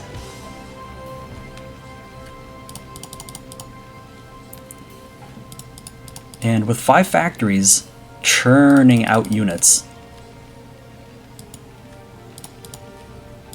to Gusto's 3, starting to get a little bit worried here as this game progresses on the macro front. Getting worried for Gusto. Does have a pretty healthy tank count though.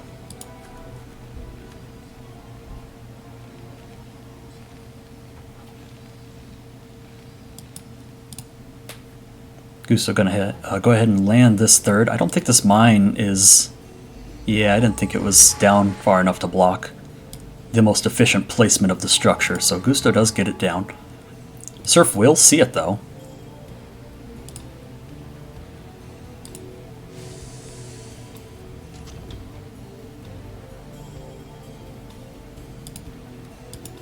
When trivia.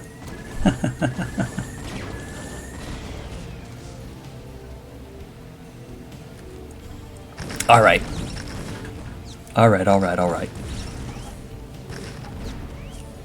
Let's just see if something interesting happens here. Alright, Surf setting up a nice siege line on the ridge. Closest to Gusto's base. Gusto laying down some defensive mines. Lots of defensive mines just outside the natural. Very excellent concave of defensive siege tanks.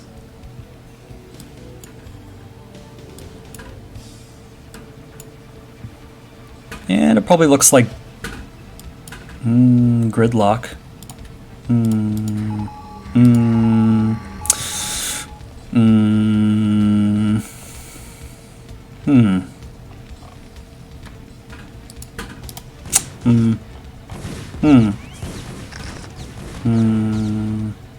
Yep.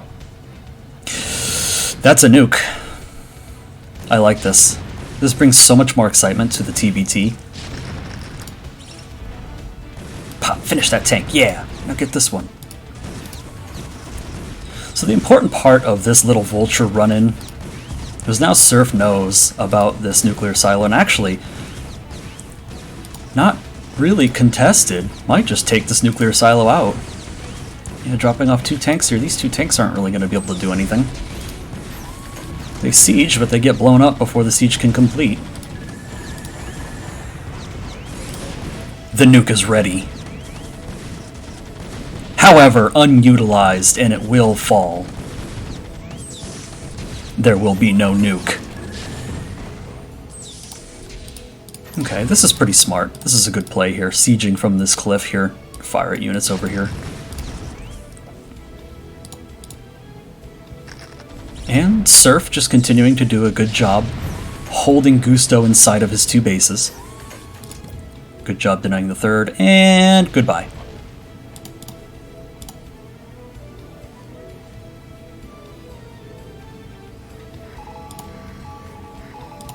One mech upgrades for Magenta, aka Surf. 1-0 mech upgrades for Red Terran, aka Gusto.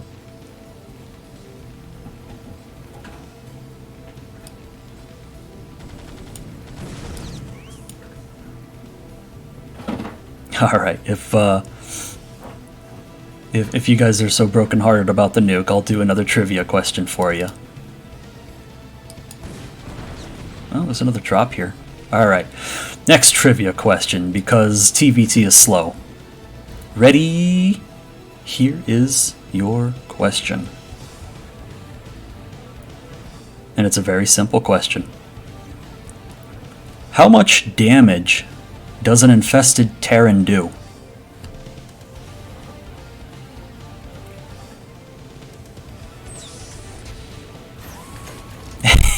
Yeah, Light Swarm takes it.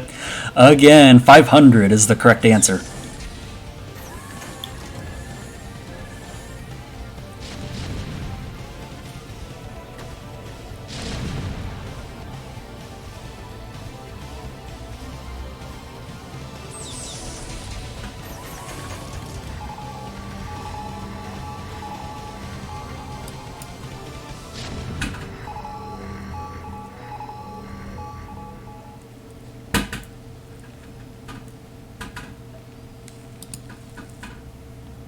Yep, this is TVT, folks.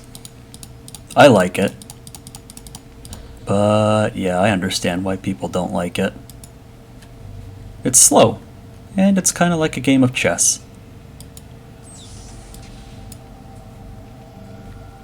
You draw lines, you capture territory, you hold territory, you take lots of bases. It's a good time. Watching it, though, well, I guess you have to appreciate it. Oh, that's unfortunate. Man. That's It's not like we have a nuke or anything. Oh, we have a nuke.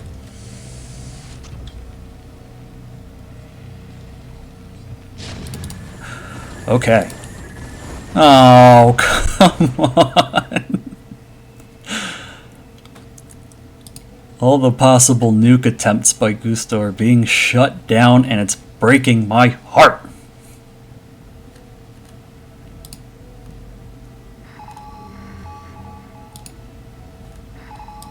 Scans going down for Gusto. Now getting a good picture of what's outside his natural base and what's waiting for him.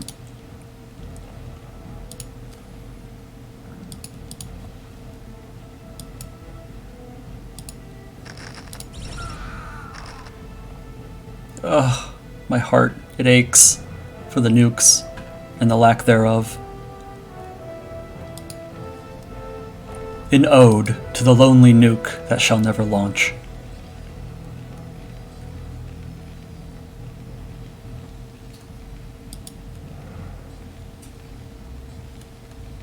I really want to see that nuke go off.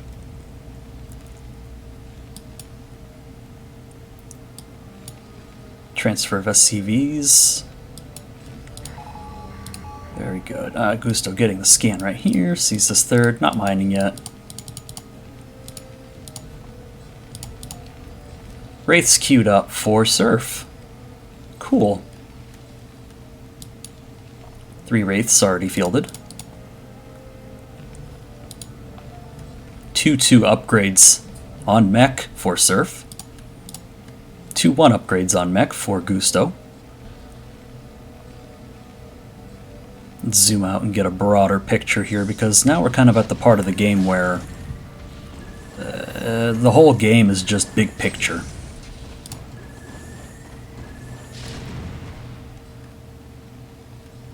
Maybe a little closer.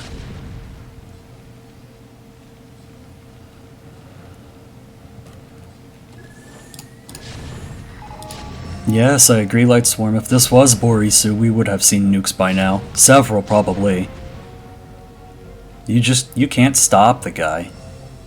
And he fears nothing. Nothing. He's not afraid of anyone. He will fight anywhere, anytime.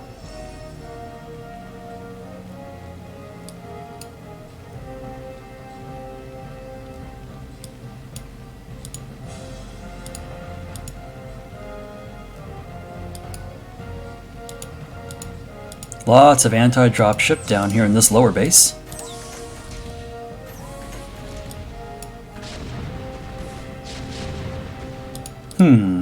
Unfortunately losing vultures that aren't really gaining or capturing any value.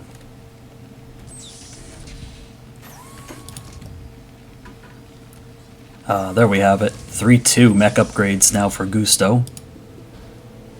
Surf's still in 2-2.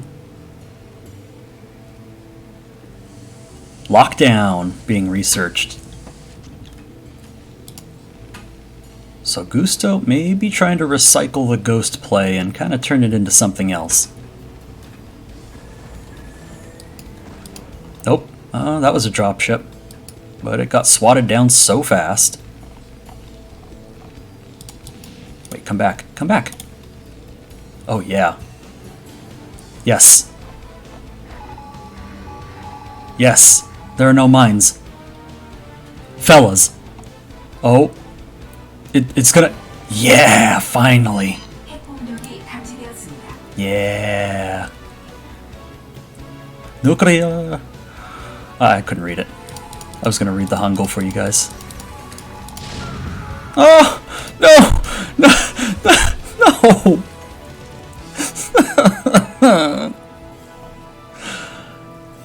No! Just this whole... The shock and entertainment value of this game was hinged on that ghost. Ah. It's okay. There are more. Backup is ready.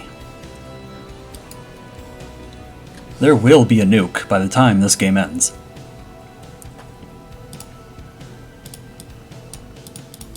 Wraiths on the ready.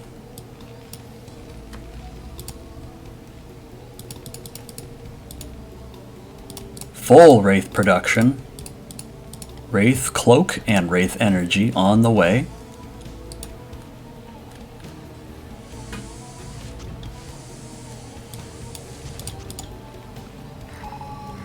Gusto sticking hard with the dropship play. Surf revealing the Wraiths. There's only 4 Goliaths. Oh, but no Goliath range. Oh, that's a big deal. These Wraiths might be able to get away with a little bit more just because of the range. The lack of range. And the sheer numbers as well. 9 Wraiths right here. What else is cooking? Just more Wraiths in production. Oh, unfortunately supply blocked. Please. Command Centaur. Go. Yeah.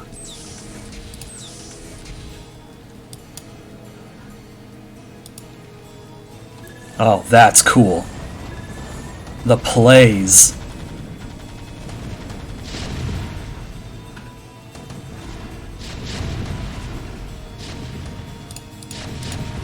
The play was cool. I like the play. Oh, that sucks. Defensive matrix dropships, but unfortunately really didn't capture value with that. And now Gusto kind of trying to slow push his way up. Wraiths engage and cloak. It looks like we got Goliath range just in time. And with the science vessel here, these Wraiths are a non-issue.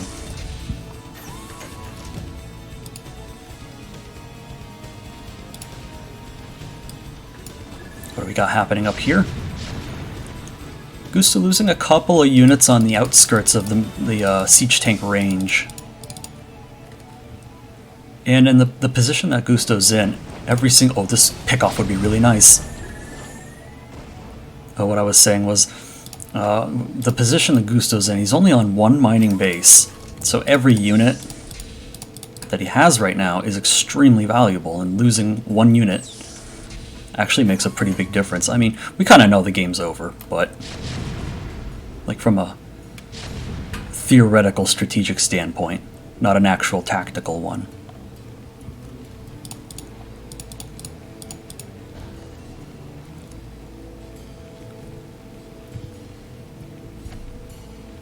Game's not over until we see a nuke. You're goddamn right about that, Ricardo. I am not satisfied. It's right here. Look, it's right here. It's ready. He's got it.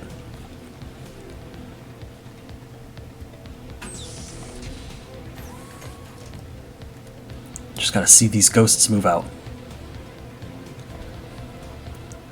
Break the containment.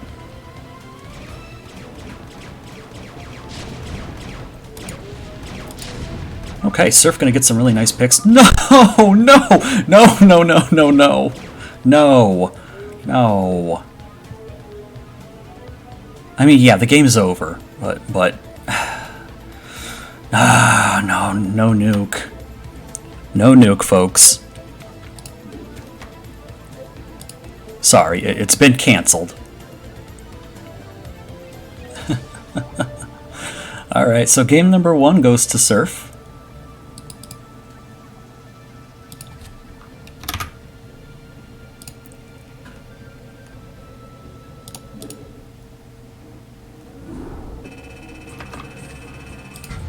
Scores.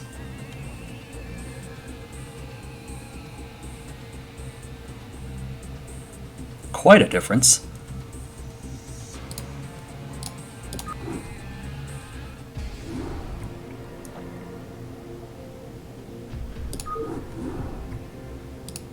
That brings us to game number 2 between Surf and Gusto. Our lobby launching.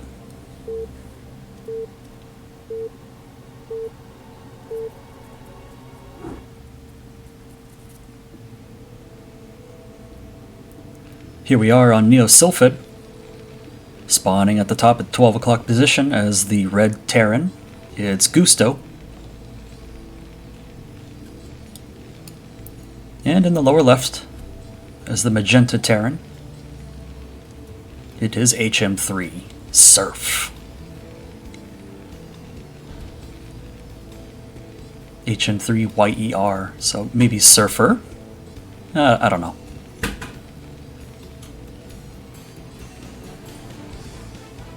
Is he in the chat? I'd like to ask him. Oh boy. Wow. That's an early supply.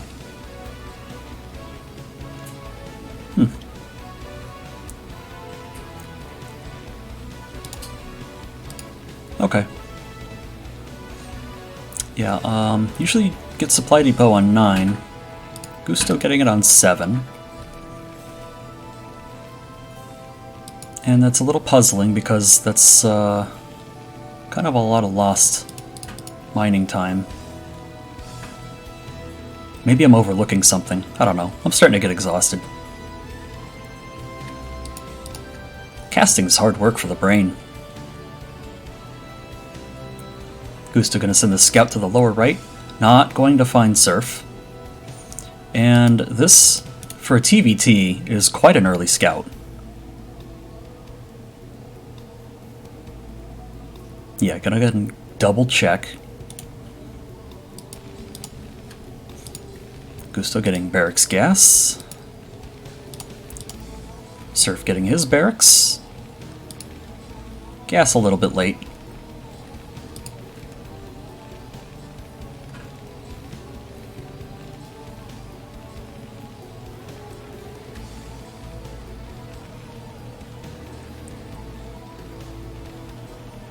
And it's, what, trivia time, I think? Yeah? It's trivia time? Y'all want some trivia?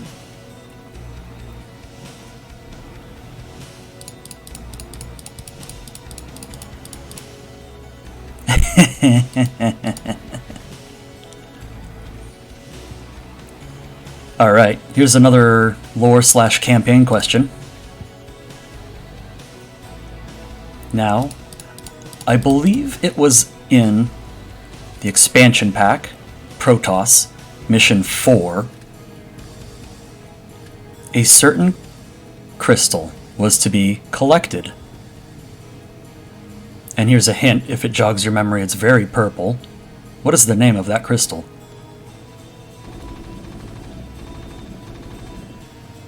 Oh, it's not Callus. Sorry, Axis. Lightsworn takes it again. It's the Uraj crystal.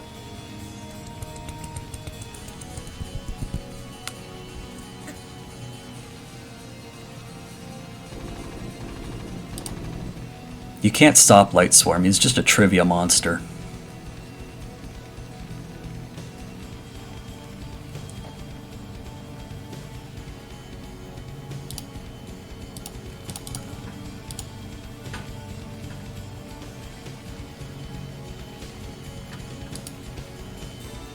Okay, second factory for Gusto here. Nothing just yet for Surf. Ooh, Marine fight. Yeah! Gusto's Marine bloodies and slays the other Marine for Surf. Surf drops his natural command center here. So we have factory expand for Surf. And 2 factory for Gusto.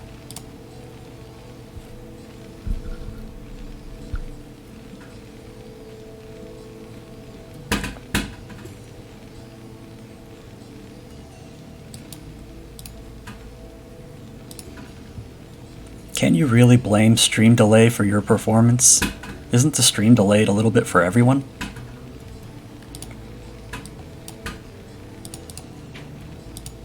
Gusto continuing to field more Marines, and with more than 4 being produced, I gotta suspect this is going to be an actual 2 factory push.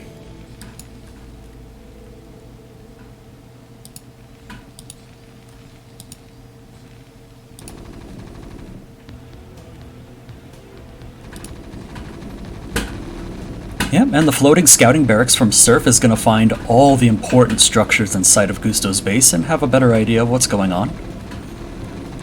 And with this many Marines, 6 that are visible, some red flags are probably starting to go off.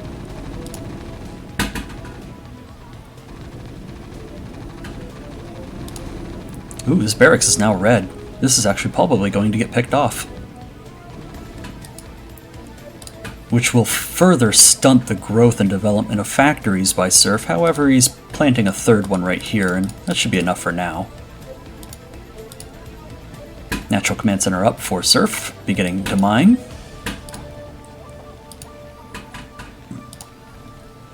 Mines being researched for Gusto, more vultures in production. And we'll take his natural.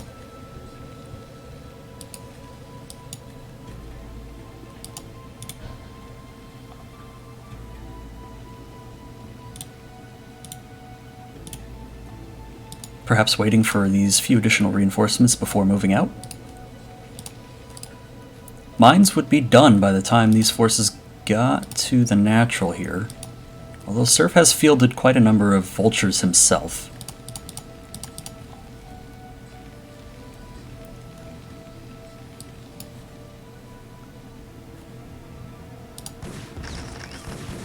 And with vulture speed and the superior speed, Surf really gets to dictate the engagement here. And when it's 6 vultures versus 4, you engage.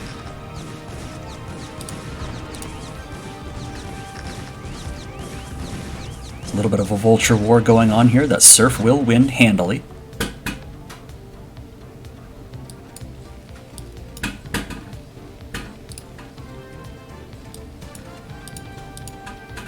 Siege tanks now in production for Gusto, +1 mech weapons, nice and well on the way. Surf rebuilding this barracks to continue factory production, however the 3 factory vulture play will suffice for now. Vultures moving in and aggressively posturing.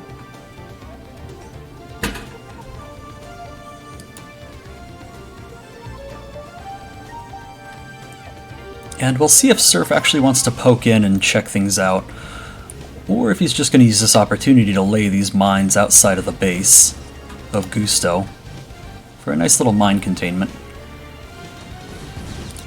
He's going to poke in, put some damage on this tank. Looks like he's going to commit to it as well. Ooh, very nice mine drag right there.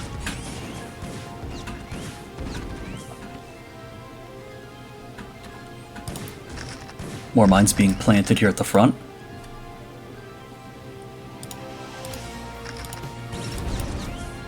Ooh, alright, that was close. Alright, blows up a Marine. And cheeky, 3rd base location, hidden for Gusto at the other main. I do like it. More vultures coming in to reinforce the additional vultures that were over here from Surf, whatever what remains from this engagement up here anyway. Oh, that's kind of cool. I'm guessing this is like a drop spotter mine, perhaps? Because it's so out of the way. But like this is like a prime path for dropships to try to sneak around, so maybe he's trying to spot something. Sneaky 3rd CC done for Gusto. Beginning to produce the SCVs to saturate it. And we have a 10 worker difference favoring Surf. It should, however, be unsurprising given that the Natural Command Center for Surf was up much sooner than Gusto. Oh my goodness. No, false alarm. That's not the Robin. It's an exhaust vent that's on the outside of my kitchen that has a flap attached to it. It's very, very windy right now here in northeast Pennsylvania. It's windy and snowy. In the middle of April. It's April. I see snow outside my window right now. Why?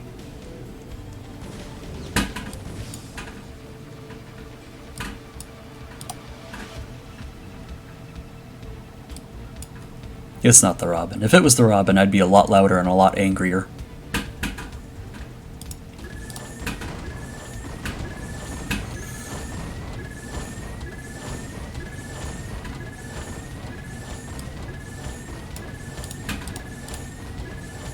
What do we have in development? We still only have 3 factories for Gusto. And Surf is making his way up to 5. And just now getting siege mode as well. That's cool. It feels pretty late, but clearly with the success of the 3-fact vulture harassment and containment, you can push that off a little bit. Yeah, that's alright. Completely unaware of this base. Ah, here's the additional factories. That's cool. Now this is kind of mind gamey as well, because if Surf were to scan the base here and see the factory count, he's going to think, oh, well, you only have like 3 factories, so you can't have that many units.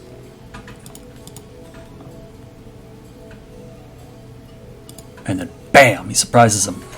Units come from the bottom, from these bottom factories, come up and sandwich this stuff. That's just the hopeful part of me talking.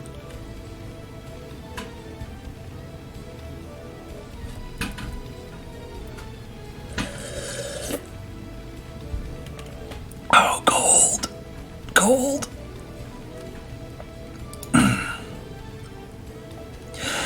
Right, caffeine. Good. Strong. Where did we leave off? Oh man, this stuff really wakes you up. Just what I needed to be woken up and stimulated inside of a gridlocked Terran versus Terran. Ooh. Yeah. So, good mine placement from Surf. Starting to capture some value now that it's a little bit later on and towards the mid-game. Ah, it's really windy. Yeah, I'm looking out the window right now. I see all the trees are swaying right now. 3rd base location for Surf being taken on the pseudo-high ground location. It's important to understand this map, Neosylphid. These 3rd base locations, this is not actually high ground. This is impassable terrain, but they're actually the same height. So if you have siege tanks up here and siege tanks down here, they both just fire at each other. There's not a mischance for the lower shooting at the what looks like higher. And also, you have to factor in the resources here as well. As you can see, the mineral fields only have 1,000 as opposed to 1,500. And the gas only has 1,500 as opposed to 5,000. So always take that into consideration when taking these bases on Neosylphid.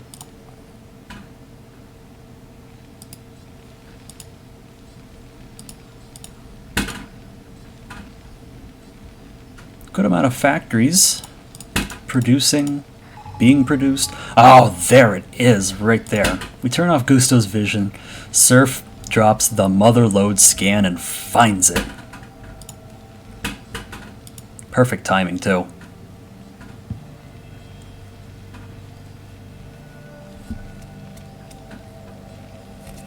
I'd really like to see these armories spinning. But you know, I know, there's a lot going on. Here we go. Cranked up factory counts for Surf. 7 factories. And 2 starports. And an armor upgrade that's about to finish. And a move out. That was close.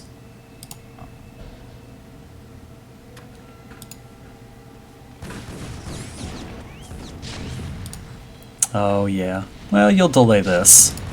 The science facility. And unfortunately losing units for free here. And losing units for free here. Well, not totally free. Like I said, we do delay the science facility, which is kind of nice, because that delays upgrades as well. Speaking of upgrades, Surf sitting on 1-1 for his mech. Gusto, well, also on 1-1.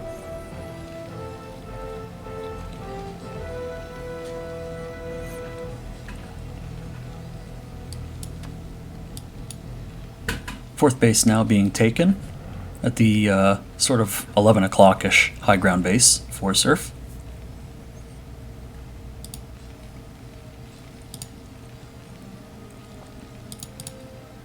And for the end game, looks like dropship play coming out of Surf.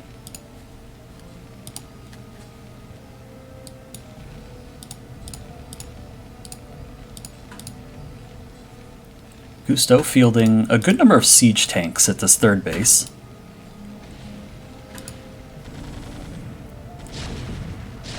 Gusto sneaking out some speed vultures out onto the map. Given this contain, that was actually pretty good. Just dragging him right along down the path here. You will find this third base that is undefended. Holy mother load of SCVs. This is going to be a lot of free damage. Excellent. And does catch the enemy retaliating, but a little too late and only escapes with just one vulture.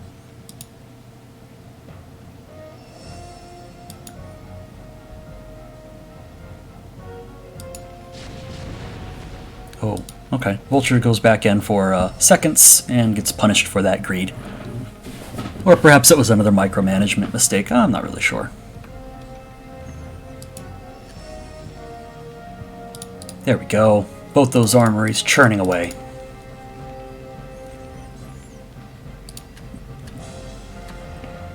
Yep. Here we go. This is what I was talking about earlier. This base went unchecked for too long. Now Gusto has massed up a sizable force that could go to the third here and attack. Sandwich the containment up here. And it looks like based on the posture, this is kind of telegraphing to me that Gusto wants to take out this third base here.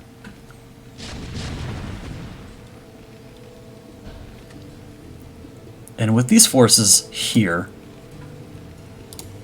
Gusto can take this.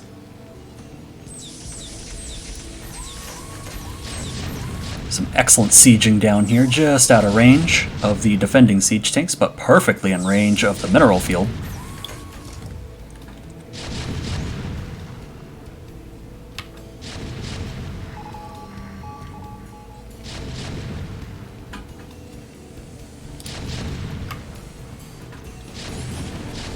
Even in range of the command center, that's the biggest deal here. That's going to completely deny this base. And it didn't even require a full-on engagement. Ah, but here come the dropships. Ooh, but with plenty of Goliaths here. Well, none of the dropships were picked off. However, with units dropping one by one, Gusto cleans it up rather easily. And even cleans up the dropships as well. The 3 dropships that were here were very valuable. Now the count's been reduced to what? 1?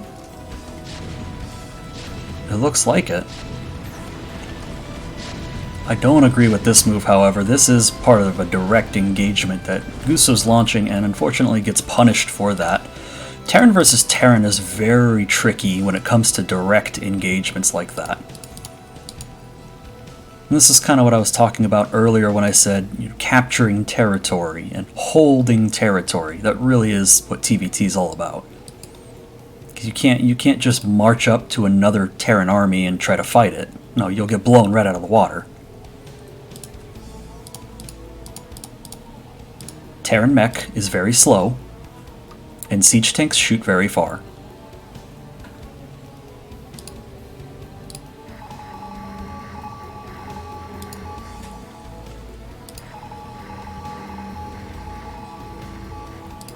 And a machine gun firing of scans goes off on the map. I wasn't about to try and attempt to figure out whose scans it was because there's just a lot on the map already.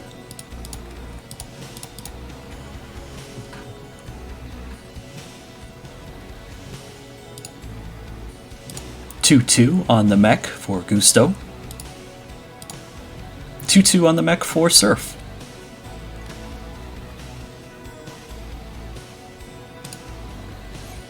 And this sad, lonely little science facility could use a little buddy. That's all I'm trying to say.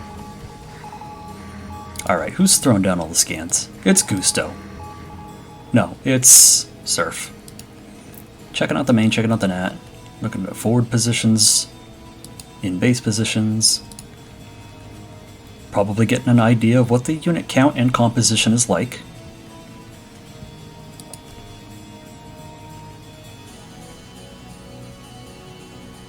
Securing this fourth base here. I like the small concave of turrets. It'd be nice if we had some high ground vision up here though, to intercept anything flying incoming much quicker.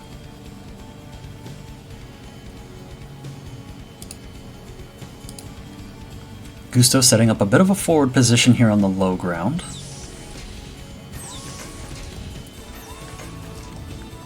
Yeah, I guess it's technically low ground. Because this is not high ground, but this definitely is low ground. If that makes any sense. Sylphid's weird, alright? Deal with it. No, but it's a good map.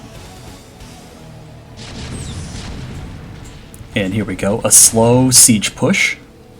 Gusto gonna go ahead and try to push slowly up into Surf's position here. You have another go at denying this third base here.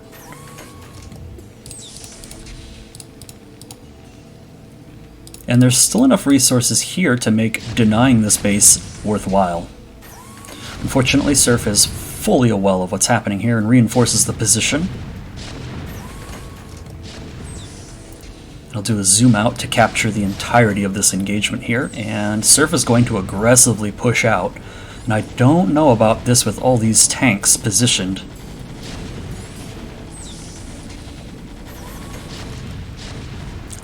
Yeah, I feel like the play was probably to just sit back and form like a siege line right about here to stop any further pushing.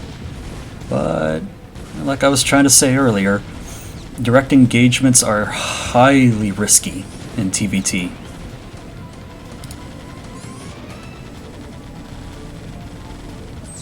And now Gusto's in such a strong, overwhelming position that this base is going to fall. And Gusto's going to acquire this as another forward position, having captured this territory. And even losing another command center. I know both players are banking, but it takes time to make still, and it's another economic loss that has to be sustained somehow. Because it certainly won't be replaced, unless he decides to take this base, which is a possibility.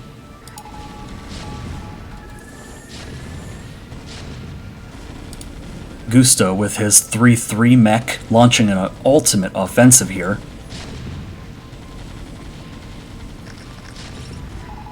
Well, this... yeah.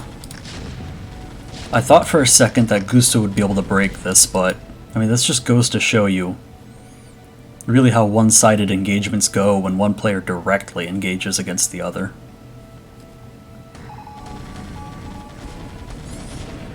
You really want to try to use as much of the indirect engagements as possible, i.e. really just denying area with siege tanks and scanning to get further shots and that kind of thing. Gusto's in such a strong spot, however, that marching his army up in this fashion is perfectly acceptable because he knows for sure that he has more units than his opponent. Vastly more.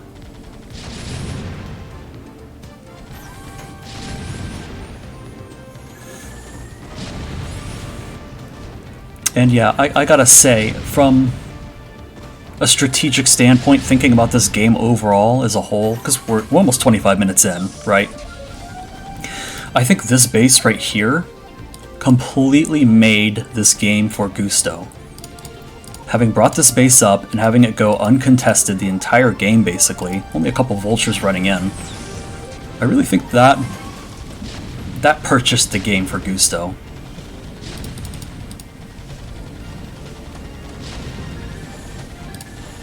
So the lesson of the game really is stay vigilant for hidden bases. because that scan didn't go down for quite a while after that base went up.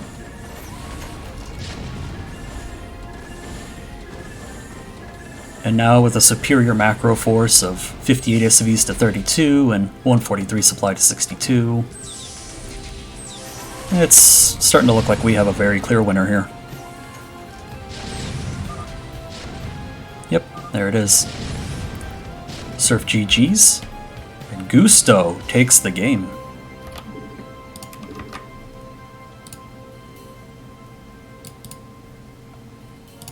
Which will tie this series up 1-1.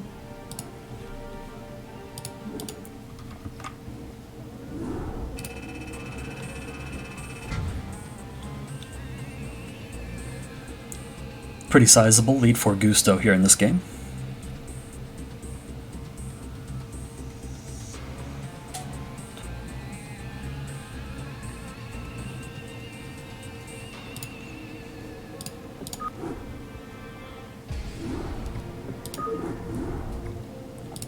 And so we move on to the tiebreaker for the series, game number 3. On Polypoid.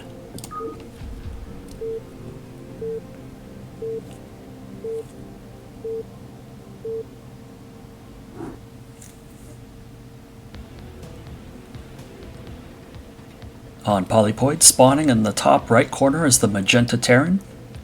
It will be Surf. And in the top left corner is the Red Terran. It will be Gusto.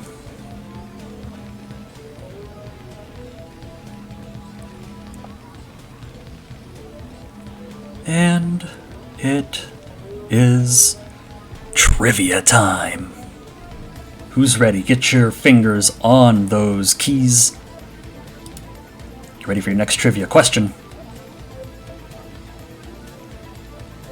Here it is. In StarCraft Original, in the Terran campaign, the last mission, what is the name of the one structure you must destroy to win?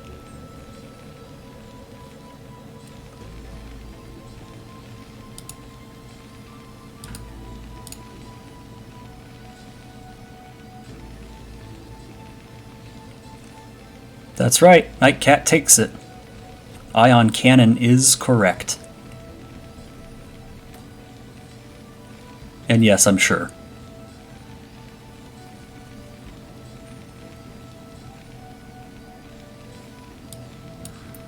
Psi Disruptor. You are thinking of the expansion Terran Mission 3, I believe. The one where it's like a big TVZ and you're completely surrounded by like 4 different hive clusters. That's the one where you gotta blow up the Psi Disruptor. Okay, Rax Gas, Rax Gas.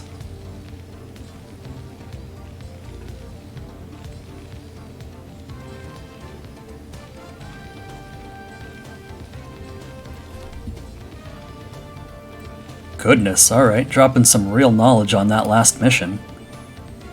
You have 3 different Terran opponents in that mission, 2 with bases, 1 goes Ghosts and will nuke you, the other goes BCs, and the 3rd Terran is just some units around the Ion Cannon. Alright, played that one recently, Nightcat? I guess?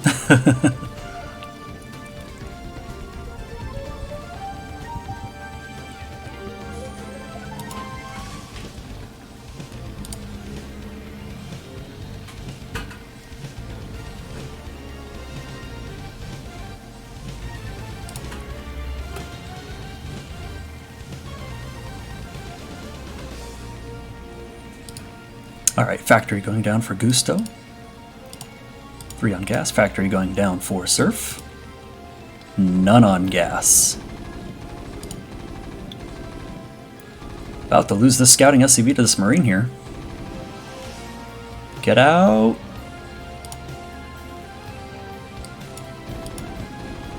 And vice versa, except Gusto captures his kill.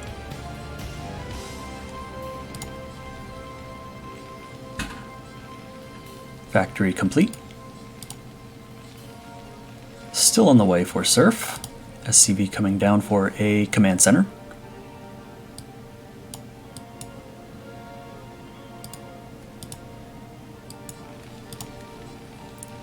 And another starport play from Gusto.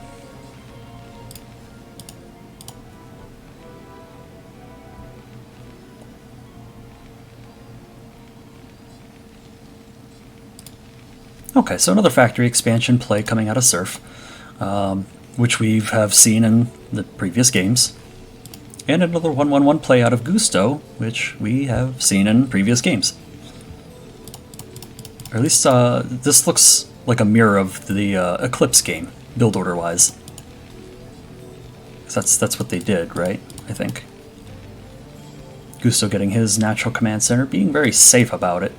Keeping it in base. We'll lift it off later.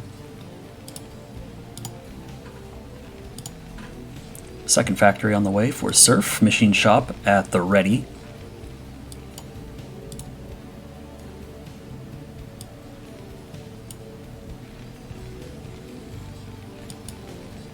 Escalade returns late. You missed the trivia.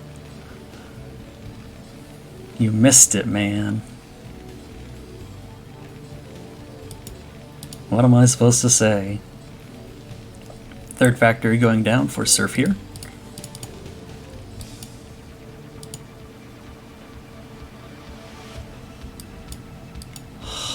Did I miss that? Wait, what happened? What? Wait a minute. What? Someone in chat help me. What just happened? My brain is like fogging up. There's no SCV here. I mean, goodness, that's late. All right. I feel like I missed something there. Vulture from red. Yeah, that is most plausible. Sending another one out here, yeah. Yes, it's a great play from Gusto then. If that's the case. A Vulture had come in here and denied this. This was denied for quite a while. Excellent value play for a single Vulture. Goes in with a second Vulture and tries it again. Yeah, it'd be nice if you get it a second time, but it had already completed and it was intercepted as well. Red command center was lifted from the high ground, now the low ground. Now we just gotta get it mining. Surf already with quite a substantial economic lead here, and 27 to 21 SCVs. But with the Wraiths here and no anti-air, zero anti-air, just the Marine. Splat. Yeah, there's no anti-air here. Not even so much as an engineering bay. More Wraiths on the way. If we could deny this armory from ever getting up, you basically just win. Yeah. Scout around, see if he's building an engineering bay. I'm missing a bunch of stuff happening over here. Holy crap. It's kind of base tradey. Surf just has an overwhelming number of Vultures here and nothing to contest it, as all the Wraiths that keep popping out for Gusto are immediately rallied across the map. So Gusto is going to lose all of his SCVs for this play. Will it pan out though? The armory is completed, and many Goliaths are queued up. I am sorry, my friend. It is too late. They are coming. And a second armory was... Wow, I completely missed that. Good play, though, from Surf, putting up a second armory for that. Now, the next logical consideration is Cloak.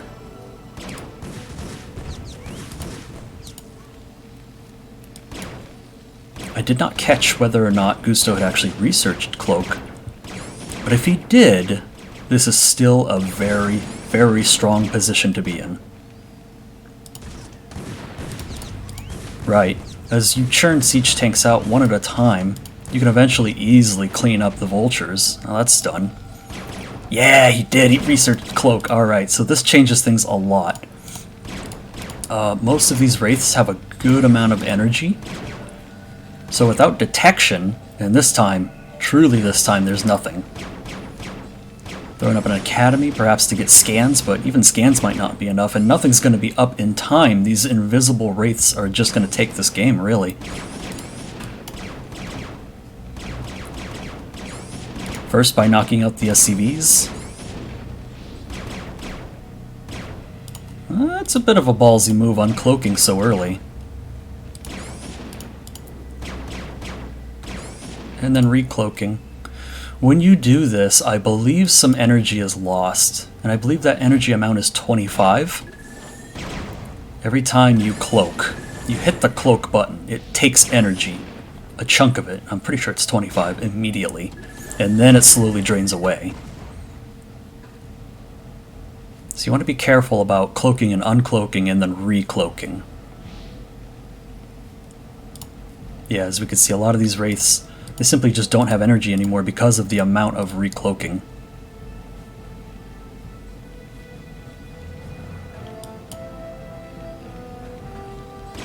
Well, it's now 2 SCVs, 1 SCV to 4. Finish it. Awesome.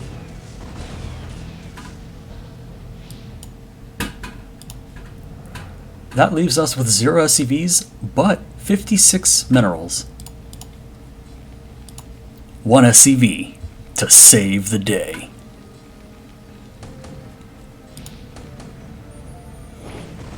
And yeah, with the situation that we're in, this game is basically over. 6 SCVs to 0.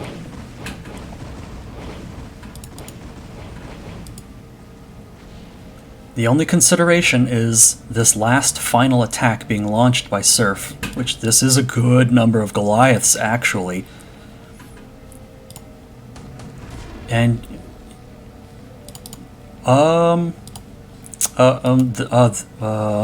that's, okay, that's a lot of Goliaths, actually. Comsats are ready.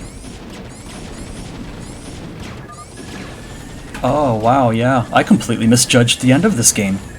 Yeah, I didn't factor in the sheer number of Goliaths that Surf had made. But that's it, that's game. Surf is going to take that.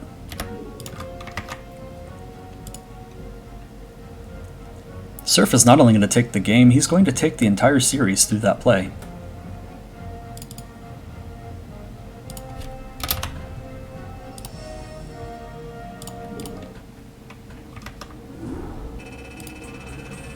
Check out the scores. Yeah, it's a little close. Still better for Surf, though.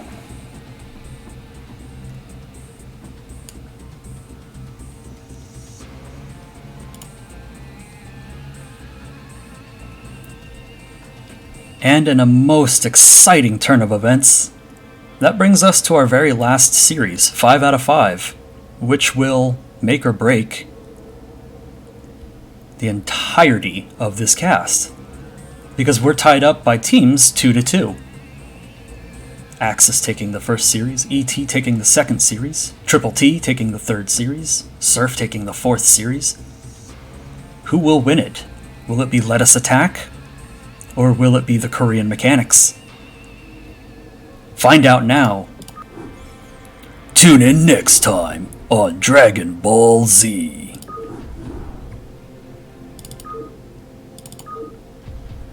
And now, we jump in to our final series between Shimmer and Dead Dumble.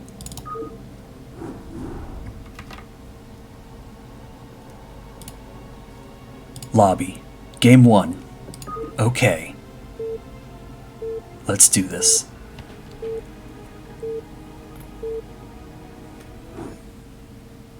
This series is match point. Everything comes down to this. Game number 1, on Eclipse, spawning top right. as Red Zerg, it is Dead Dumbledore, also aka Dead Remus. And in the bottom left, spawning as the magenta Protoss, it's Shimmer.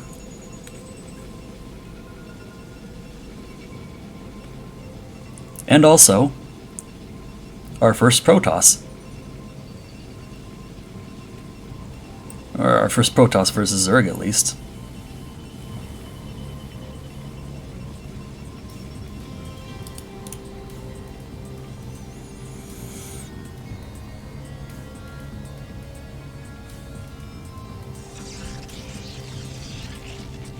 Okay. You know what time it is. That's right. You're right. It is. It is trivia time.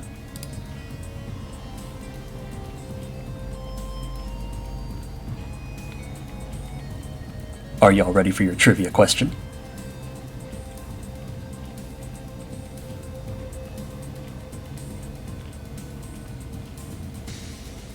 I had one in my mind, but with how wrong I've been today, I'm like stuck sitting on it, thinking about it.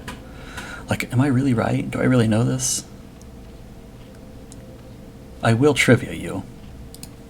But first I'm going to make sure I actually know.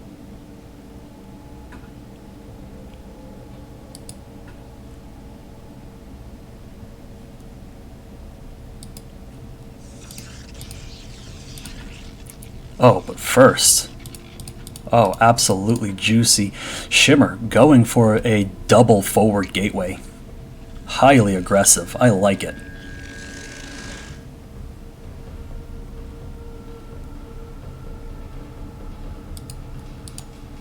Whoa there, Mr. Drone.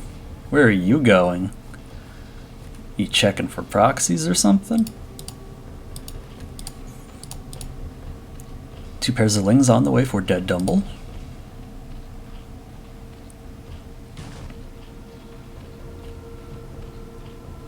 Alright, I got one. I got one for you. Here's your trivia question. Fingers at the ready. Here we go, here's your question. What is the name of the Terran science vessel hero?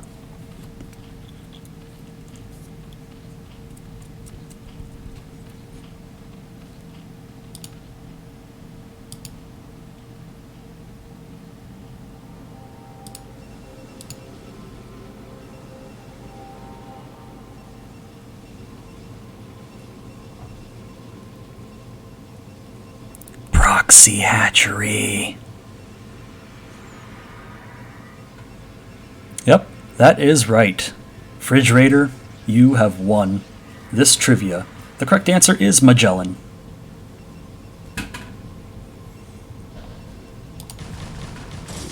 Oops, I might have missed this little fight right here, this little scuffle. But it looks like Zealots picked off all the Zerglings that Dead Dumble had. And in a scramble is producing many more.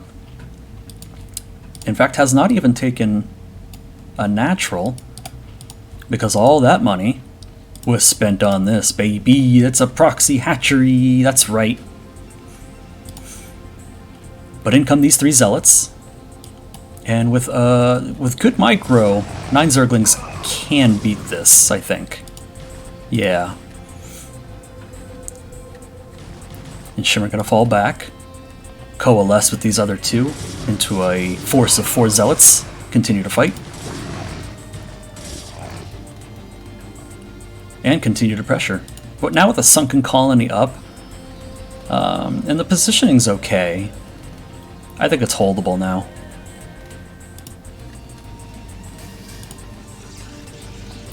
The real nightmare begins now, though. With keen eyes, Shimmer should spot this. Yeah, there's creep spreading. Take the gas. Yep, Zergling's already out.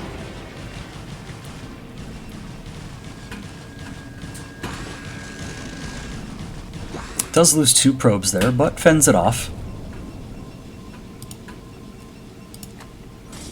And a major force of speedlings comes out of the main, down the ramp. intercepts these zealots here, gets a lot of free hits. That's going to shave off a lot of the shields. All the shields, actually, of these 3 zealots. More zealots join the fight. And in a direct engagement like this, yeah, the zealots win handily.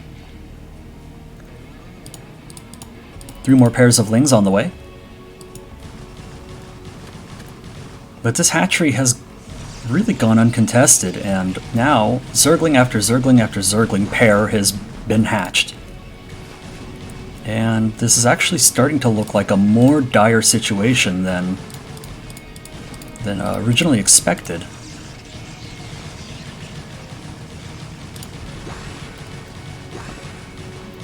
And Dead Dumble attempting to target down the Nexus. I think it's more valuable to just target the probes, though. And yeah, even having to pull the Zealots back to deal with this, as more Zerglings are being hatched. The amount of probes being killed, though, is substantial, so this was a very effective tactic used by Dead Dumble.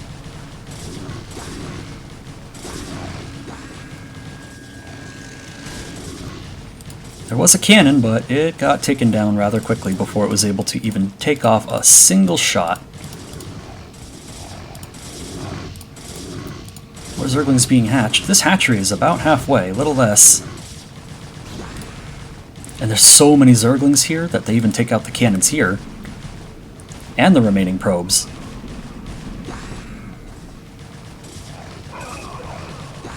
And now the situation looks incredibly dire for Shimmer, who only has 2 probes left and not enough minerals to produce a 3rd one. Shimmer taps out of game number 1. Dead Dumble takes it.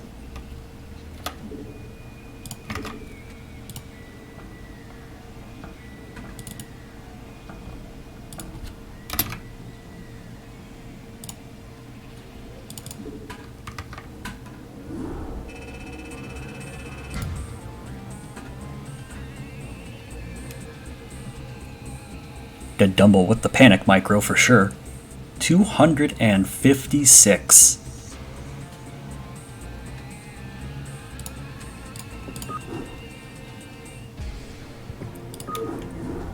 All right.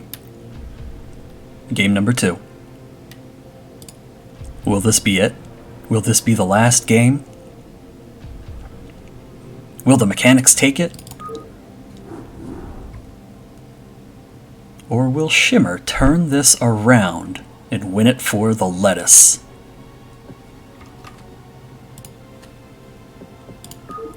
Find out now on Neo Sylphid.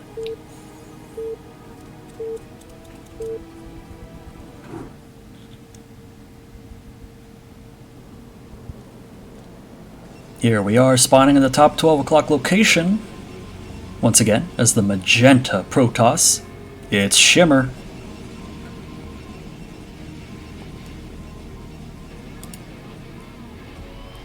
And again as the red Zerg. In the lower left, it's Dead Dumble.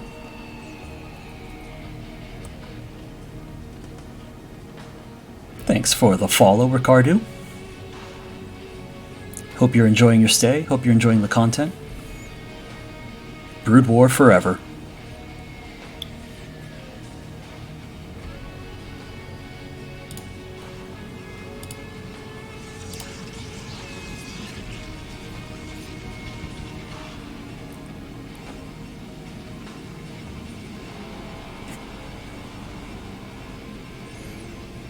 Trivia time. Who's ready?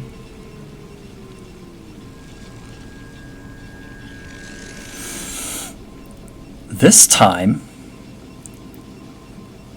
there will be a 3-part answer. You'll understand why as I ask the question. Here's your question. Throughout the StarCraft campaign, Kerrigan is a controllable Zerg hero. What 3 abilities does she have?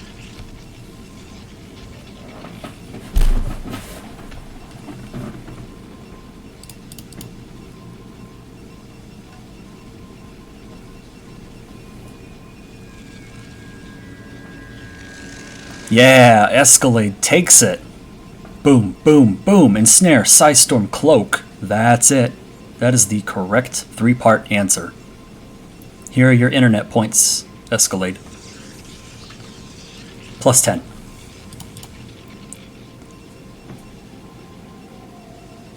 Another 2-gate. Coming out of Shimmer here, but this time in base.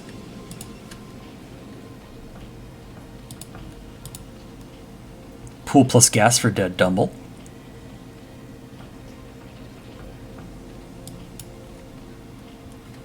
Oh, that's really interesting. As far out of the way as possible with this creep colony. And even investing the money to turn it into a sunken. Now this has got me very curious. Oh, don't lose your scouting probe. No. Well, that's unfortunate. Not entirely unfortunate, though, because it doesn't really matter that much. Shimmer's going for another highly aggressive play where he scouted just what his opponent had. Saw the placement of the colony. Knows there weren't any additional Zerglings, although more are hatching now, as is to be expected. And I don't know about this colony. I'm wondering if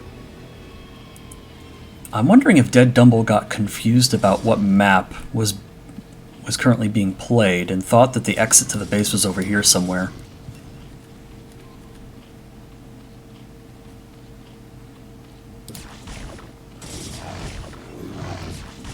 But yeah, the Sunken's not going to be able to reach the mineral line, so these Zealots are going to be able to fight freely against these Zerglings. That's enough Zerglings to clean this up, though. Still, though, this is quite substantial damage economically to Dead Dumble, as you can see from the worker difference. There's 11 drones to 20 probes, both on one base, and that's a hatchery at Shimmer's Natural. Yep. So again, with another proxy hatch. And Shimmer did walk by it, so he sees it. Gate Core Forge. And yeah, this will get cleaned up, no problem.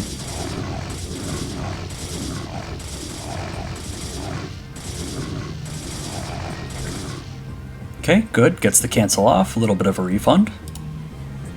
Speedlings moving out. 4 Zealots, a 5th one on the way. And in-base cannons.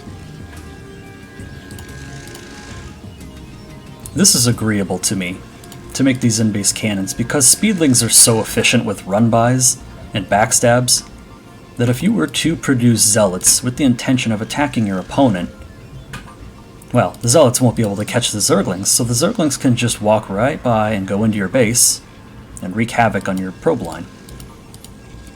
So I think this is an alright play, having known that Dead Dumble is only on one base. Natural is now being taken. And further Zergling production. This is very, very, very risky at this stage in the game to continue producing Zerglings in this manner, because every larva spent on a Zergling could have been a drone.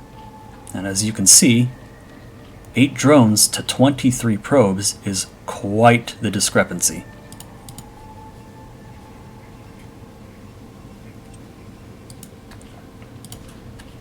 And with a Spire on the way, the tech choice is seemingly correct, but there won't be enough money or income to support it. Like, you get your Scourge, like 1 or 2 pair for scouting, maybe Muta, but, you know, those are expensive units. And now with only 11 drones, I don't think there will be the income to supplement that Spire play. Now 3 gateways Two of them churning out more units. Accompanied by a pack of dragoons this time, Shimmer launches a secondary attack.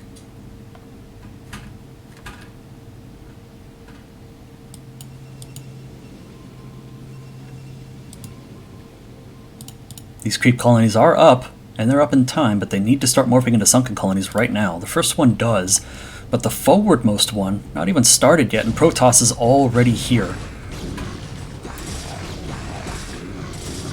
And this is an excellent engagement for Protoss. Shimmer should be feeling pretty good about the situation right now. Now we just power down these sunken colonies, walk into the main base, and win.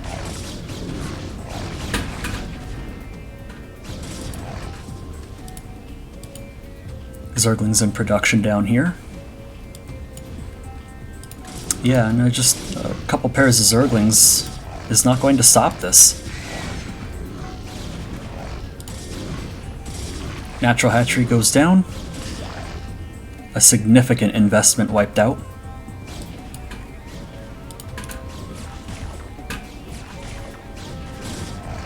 And the siege continues in the main base.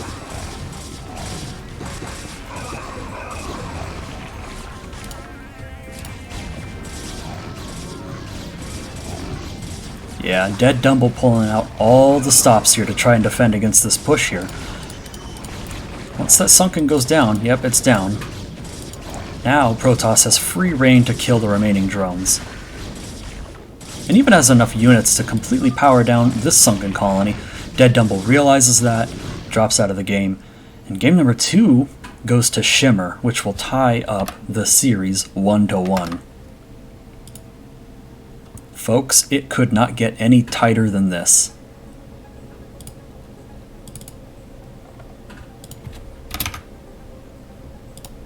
We are absolutely tied between Lettuce Attack and Korean Mechanics. 2 wins for Lettuce, 2 wins for Korean. And the last series, 1-1.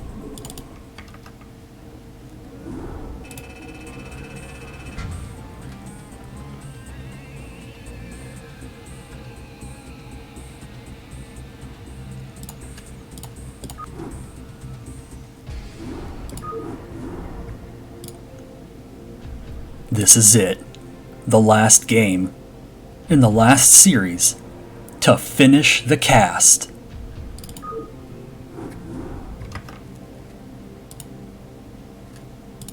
Lobby up, game firing. Map, Polypoid.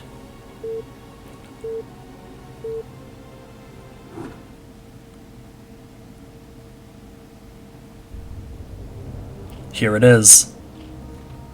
Everything is at stake in this one game.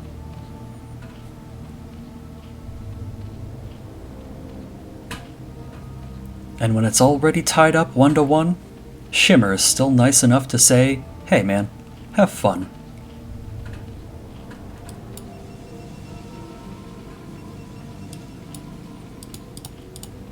So when everything is down to the line on Polypoid, spawning in the lower right corner is the grayish-blue Zerg, is Dead Dumble, here to win it for the Korean Mechanics. Spawning in the lower left corner, again color faithful as the magenta Protoss, here to win it for Lettuce Attack. It is Shimmer.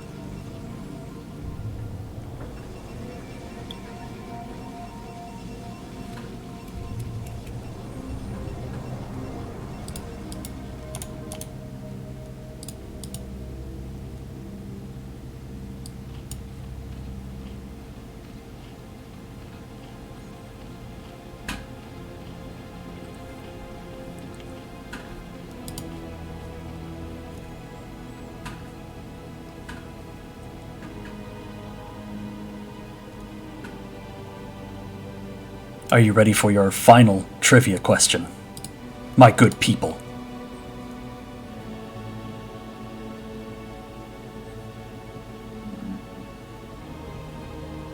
Okay, here it is. This has nothing to do with the campaign. This has nothing to do with units, nor structures, nor even upgrades for that matter. It has everything to do with CPL. Here's your question.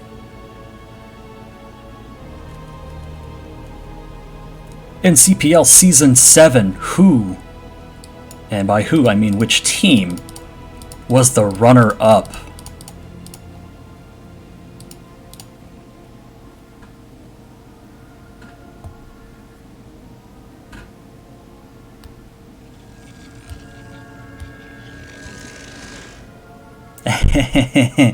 Finally, some points on the board for Mana Dog. That was a gimmicky question. But yeah, that's true. It was flying SCVs.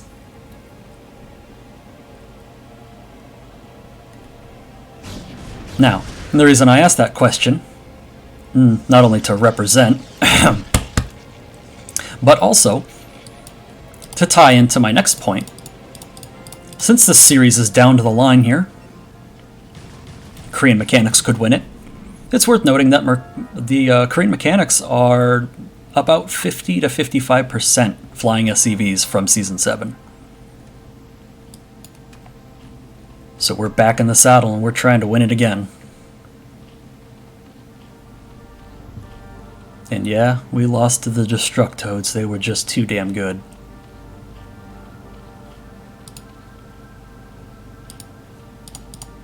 Alright, so, jumping back into the game. Things look a little bit more normal. No more proxy hatches, that's for sure. Shimmer, with a couple of probes pulled and 3 cannons, definitely wary against aggression from Zerg. Does not want to lose to that. Here Zerglings come across the map, just 6 of them. If they move in, these 3 cannons will absolutely make mincemeat out of them. Defensive colony here for protection. Yeah, both players playing very safe and defensive.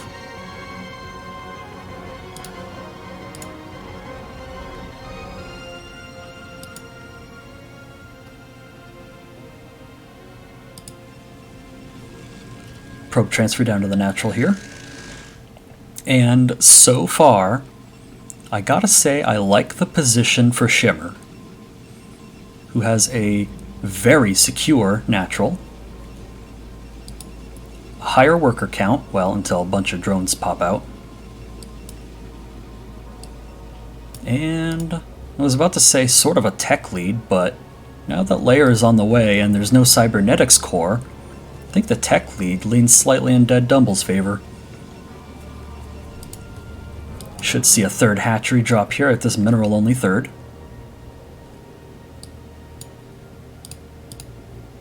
More drones in production.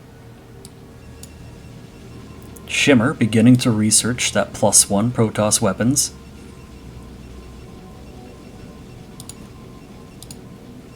There's our cybernetics core.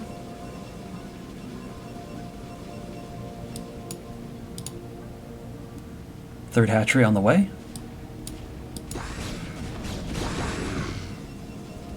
Oof, a little bit of a mistake there by Dead Dumble sending in Zerglings against the wall that you know has cannons on the other side.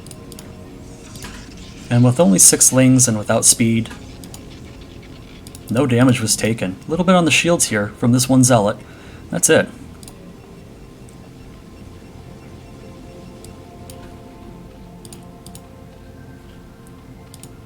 And as kind of a response to that, Dumble setting up another macro hatch, SimCity in the shape of a wall, and 2 more creep colonies for defense. Already have an evolution chamber, but we're not using it yet. And a spire halfway complete.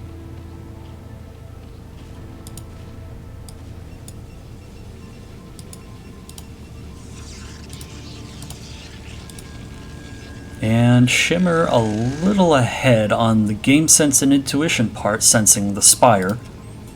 Already with a cannon in the main. And Stargate and Citadel.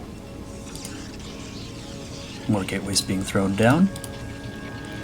Now we'll wait and see if he produces maybe just one Corsair to get a nice scout off, or if the plan is to go Corsair harassment. And there's our first one. Macro hatchery about to pop. Just drones in production. Mutalisks also in production.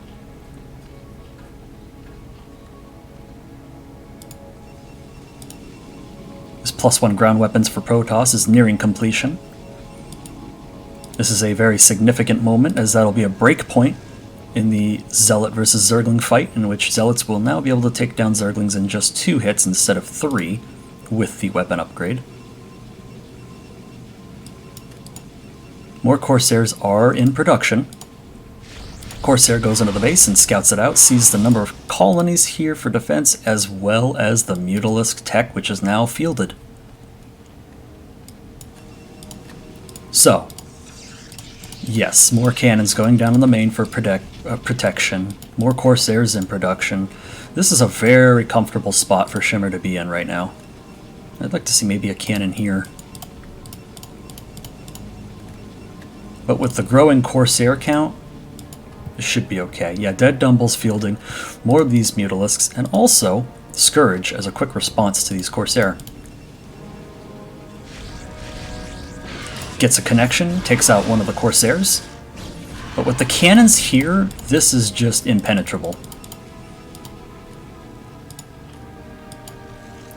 More Mutalisks at home. Not even a Hydralisk Den yet. So we are stuck and are leaning on Mutalisk tech to make something happen this game for Dead Dumble. Though many, many more are in production. We have lots of Scourge and Mutas in production right now. 5 Mutas, 4 pairs of Scourge, +1 attack for flying.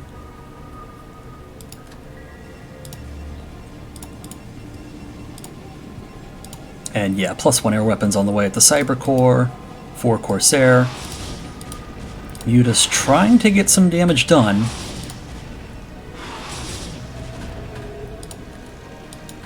I don't really think knocking down this gateway is worth taking the pot shots from the cannons. Now these Corsair are going to turn and they're going to pounce on this Mutalisk flock and shred it to bits.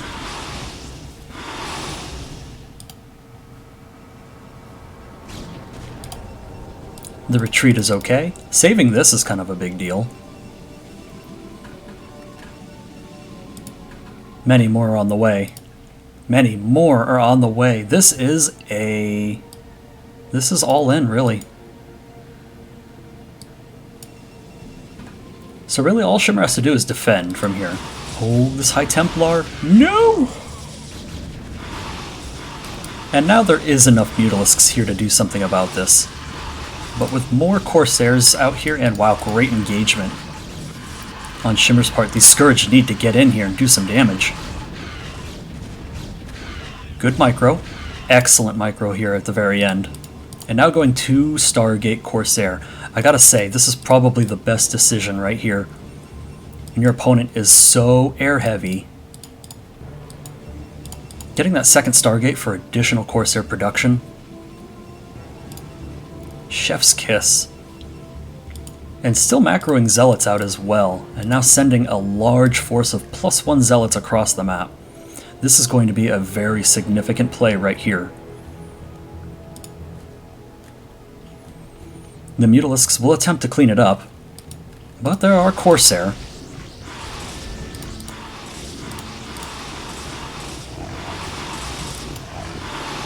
The drones are falling. Getting some excellent drone kills here. And also the third base hatchery. Excellent play. On the air side of things, Protoss loses the battle. The Mutalisks win. However, the situation isn't dire, really, for Protoss. And oh, is he just going to run up the ramp? Yes, that's so smart. Oh, that's so good. Now just kill the drones. Yes, go right for the drones. Excellent. Shimmer pulling out some of the best tactics I've ever seen in Tier 3 in this final game. And like I said, the Zealots will get cleaned up by the Mutalisks. That's kind of to be expected. However, the damage has been done. And quite successful damage at that. 18 drones to 43 probes, so also maintaining probe production as well on top of this. Shimmer really playing a great game number 3. And oh, what might be a misengagement here by Zerg. Perhaps even a critical misengagement as lose at least one Mutalisk, soften up a couple more. And these units are everything to Zerg right now. If Zerg were to win this game, it would be because of these mutas, so to lose them and to engage like this... Oh no. Oh, that's so unfortunate. Yeah, I have to call it. That's going to be game.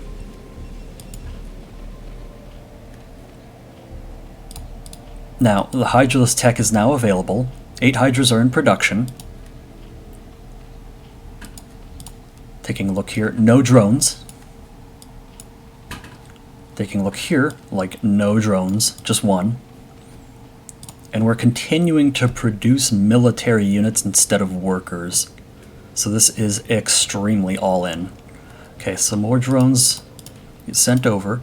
A little bit better saturation. Shimmer taking a sneaky third.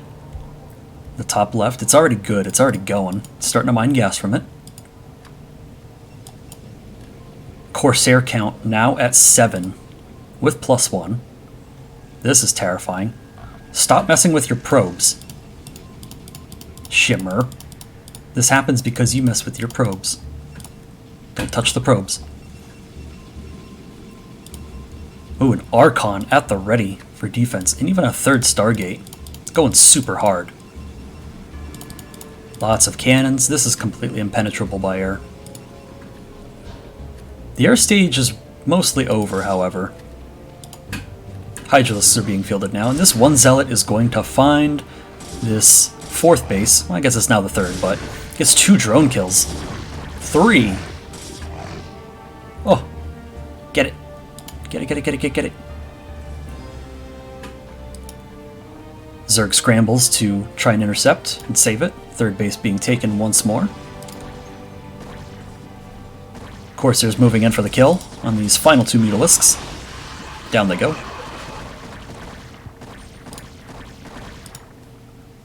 Oh, move down just a little bit. There we go. There we go. And yeah, one Spore Colony is not going to save all of these Overlords. That's a critical blow as well. 4th base taken down. Shimmer is poised to take this game and finish the series. Robo Bay coming up. Archon Zealots. +2 on the way. +3 actually. He's so good. Guys, Shimmer's so good for tier 3. Got +2 already, getting +3. Taking out bases. Microing around with these Corsair. 8 Corsair now. More reinforcements on the way for Protoss.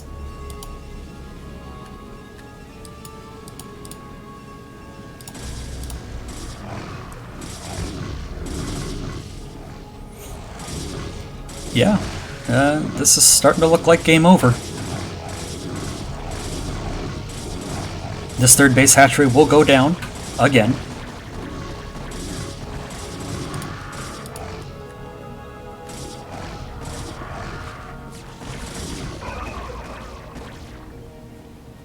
Okay, now finish it.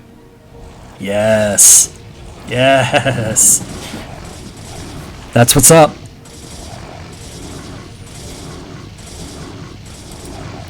So Protoss is on 3 base, Zerg is on 2. Zerg's ground forces do not have upgrades. Protoss has +2 weapons. With +3 nearing completion. Observatory on the way. Fantastic development. Had Zerg gone Lurkers, it wouldn't even matter because Shimmer has the tech to deal with it already.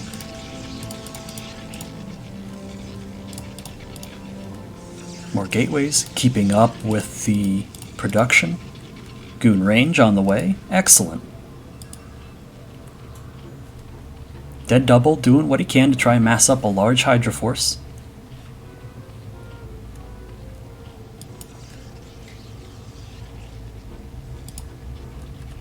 And do I smell a counterattack? I think perhaps so.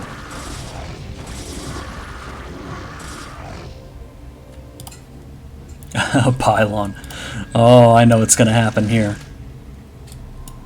Yeah, Dead Dumble looking for this third base that actually isn't here.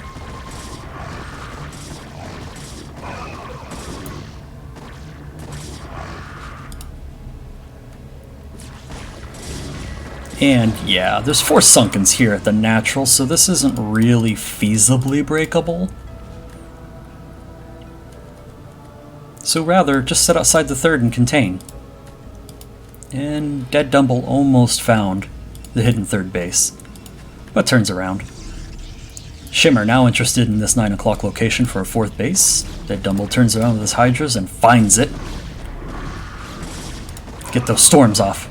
Get those storms off. Very, very nice. Good first storm. Okay, second storm. You lost your High Templar, but fended off the Zealot aggression. Right, I mean the Hydra aggression.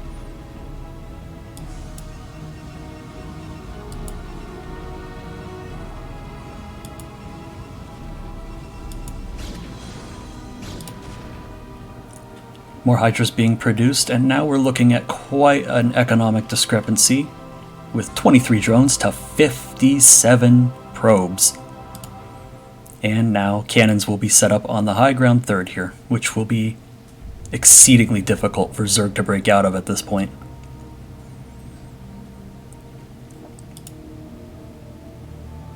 Goons on the way to reinforce. Observers already out on the map. More reinforcements available here. Lurkers have been fielded, but as I said before, those observers are already out and good to go. So now all he has to do is bring them down. And even the cannon will detect for a little while, so this isn't really pushable.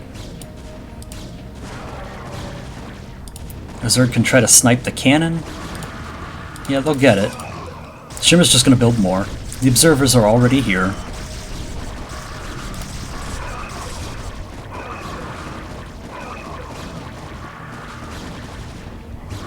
And, well, there might actually not be enough here to defend this. There's only 3 Dragoons left, 2 Dragoons left, 1 Dragoon left, none.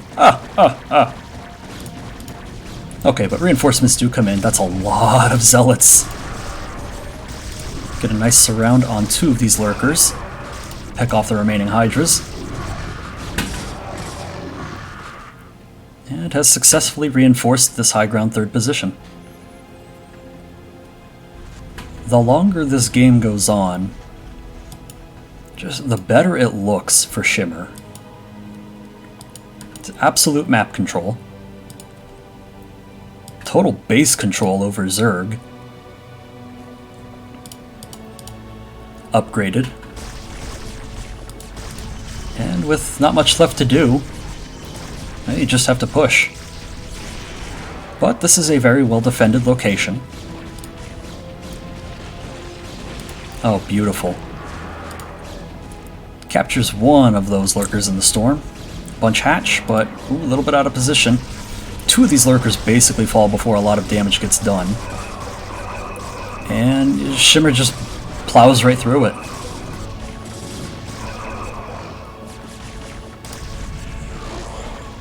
Now, that being said, there is enough defense here to hold this. But there's more damage being done to Zerg than to Protoss here with these trades.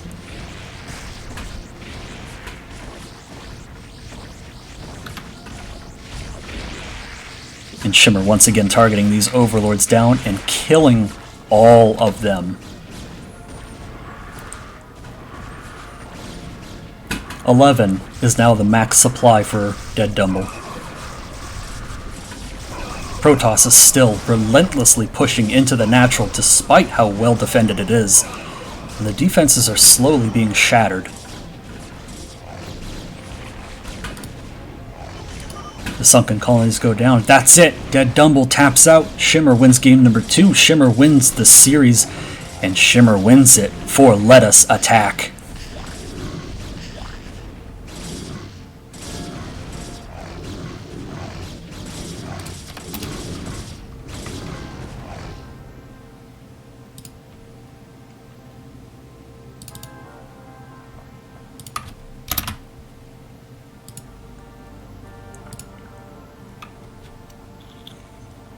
That is the final scoreboard. By 1 game, Let Us Attack takes the week against Korean Mechanics.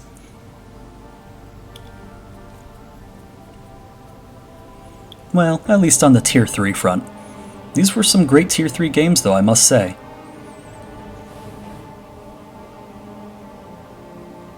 One last trivia.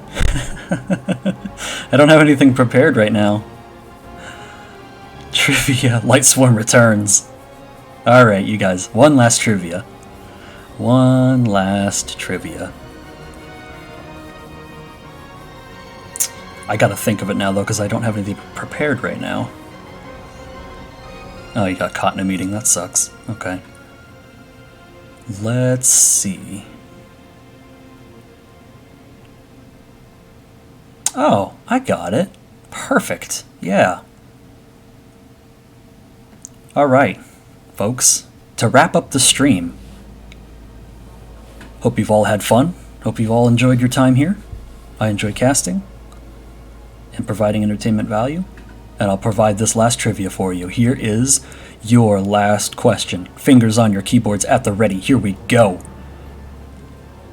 What is the name of Tassidar's capital ship, his carrier?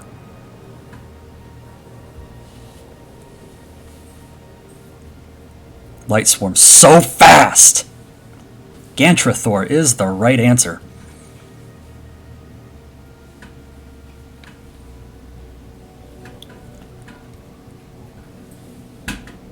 Well, I'm not keeping score on the trivia front, but if I were, I think Light Swarm is the Flash of StarCraft trivia.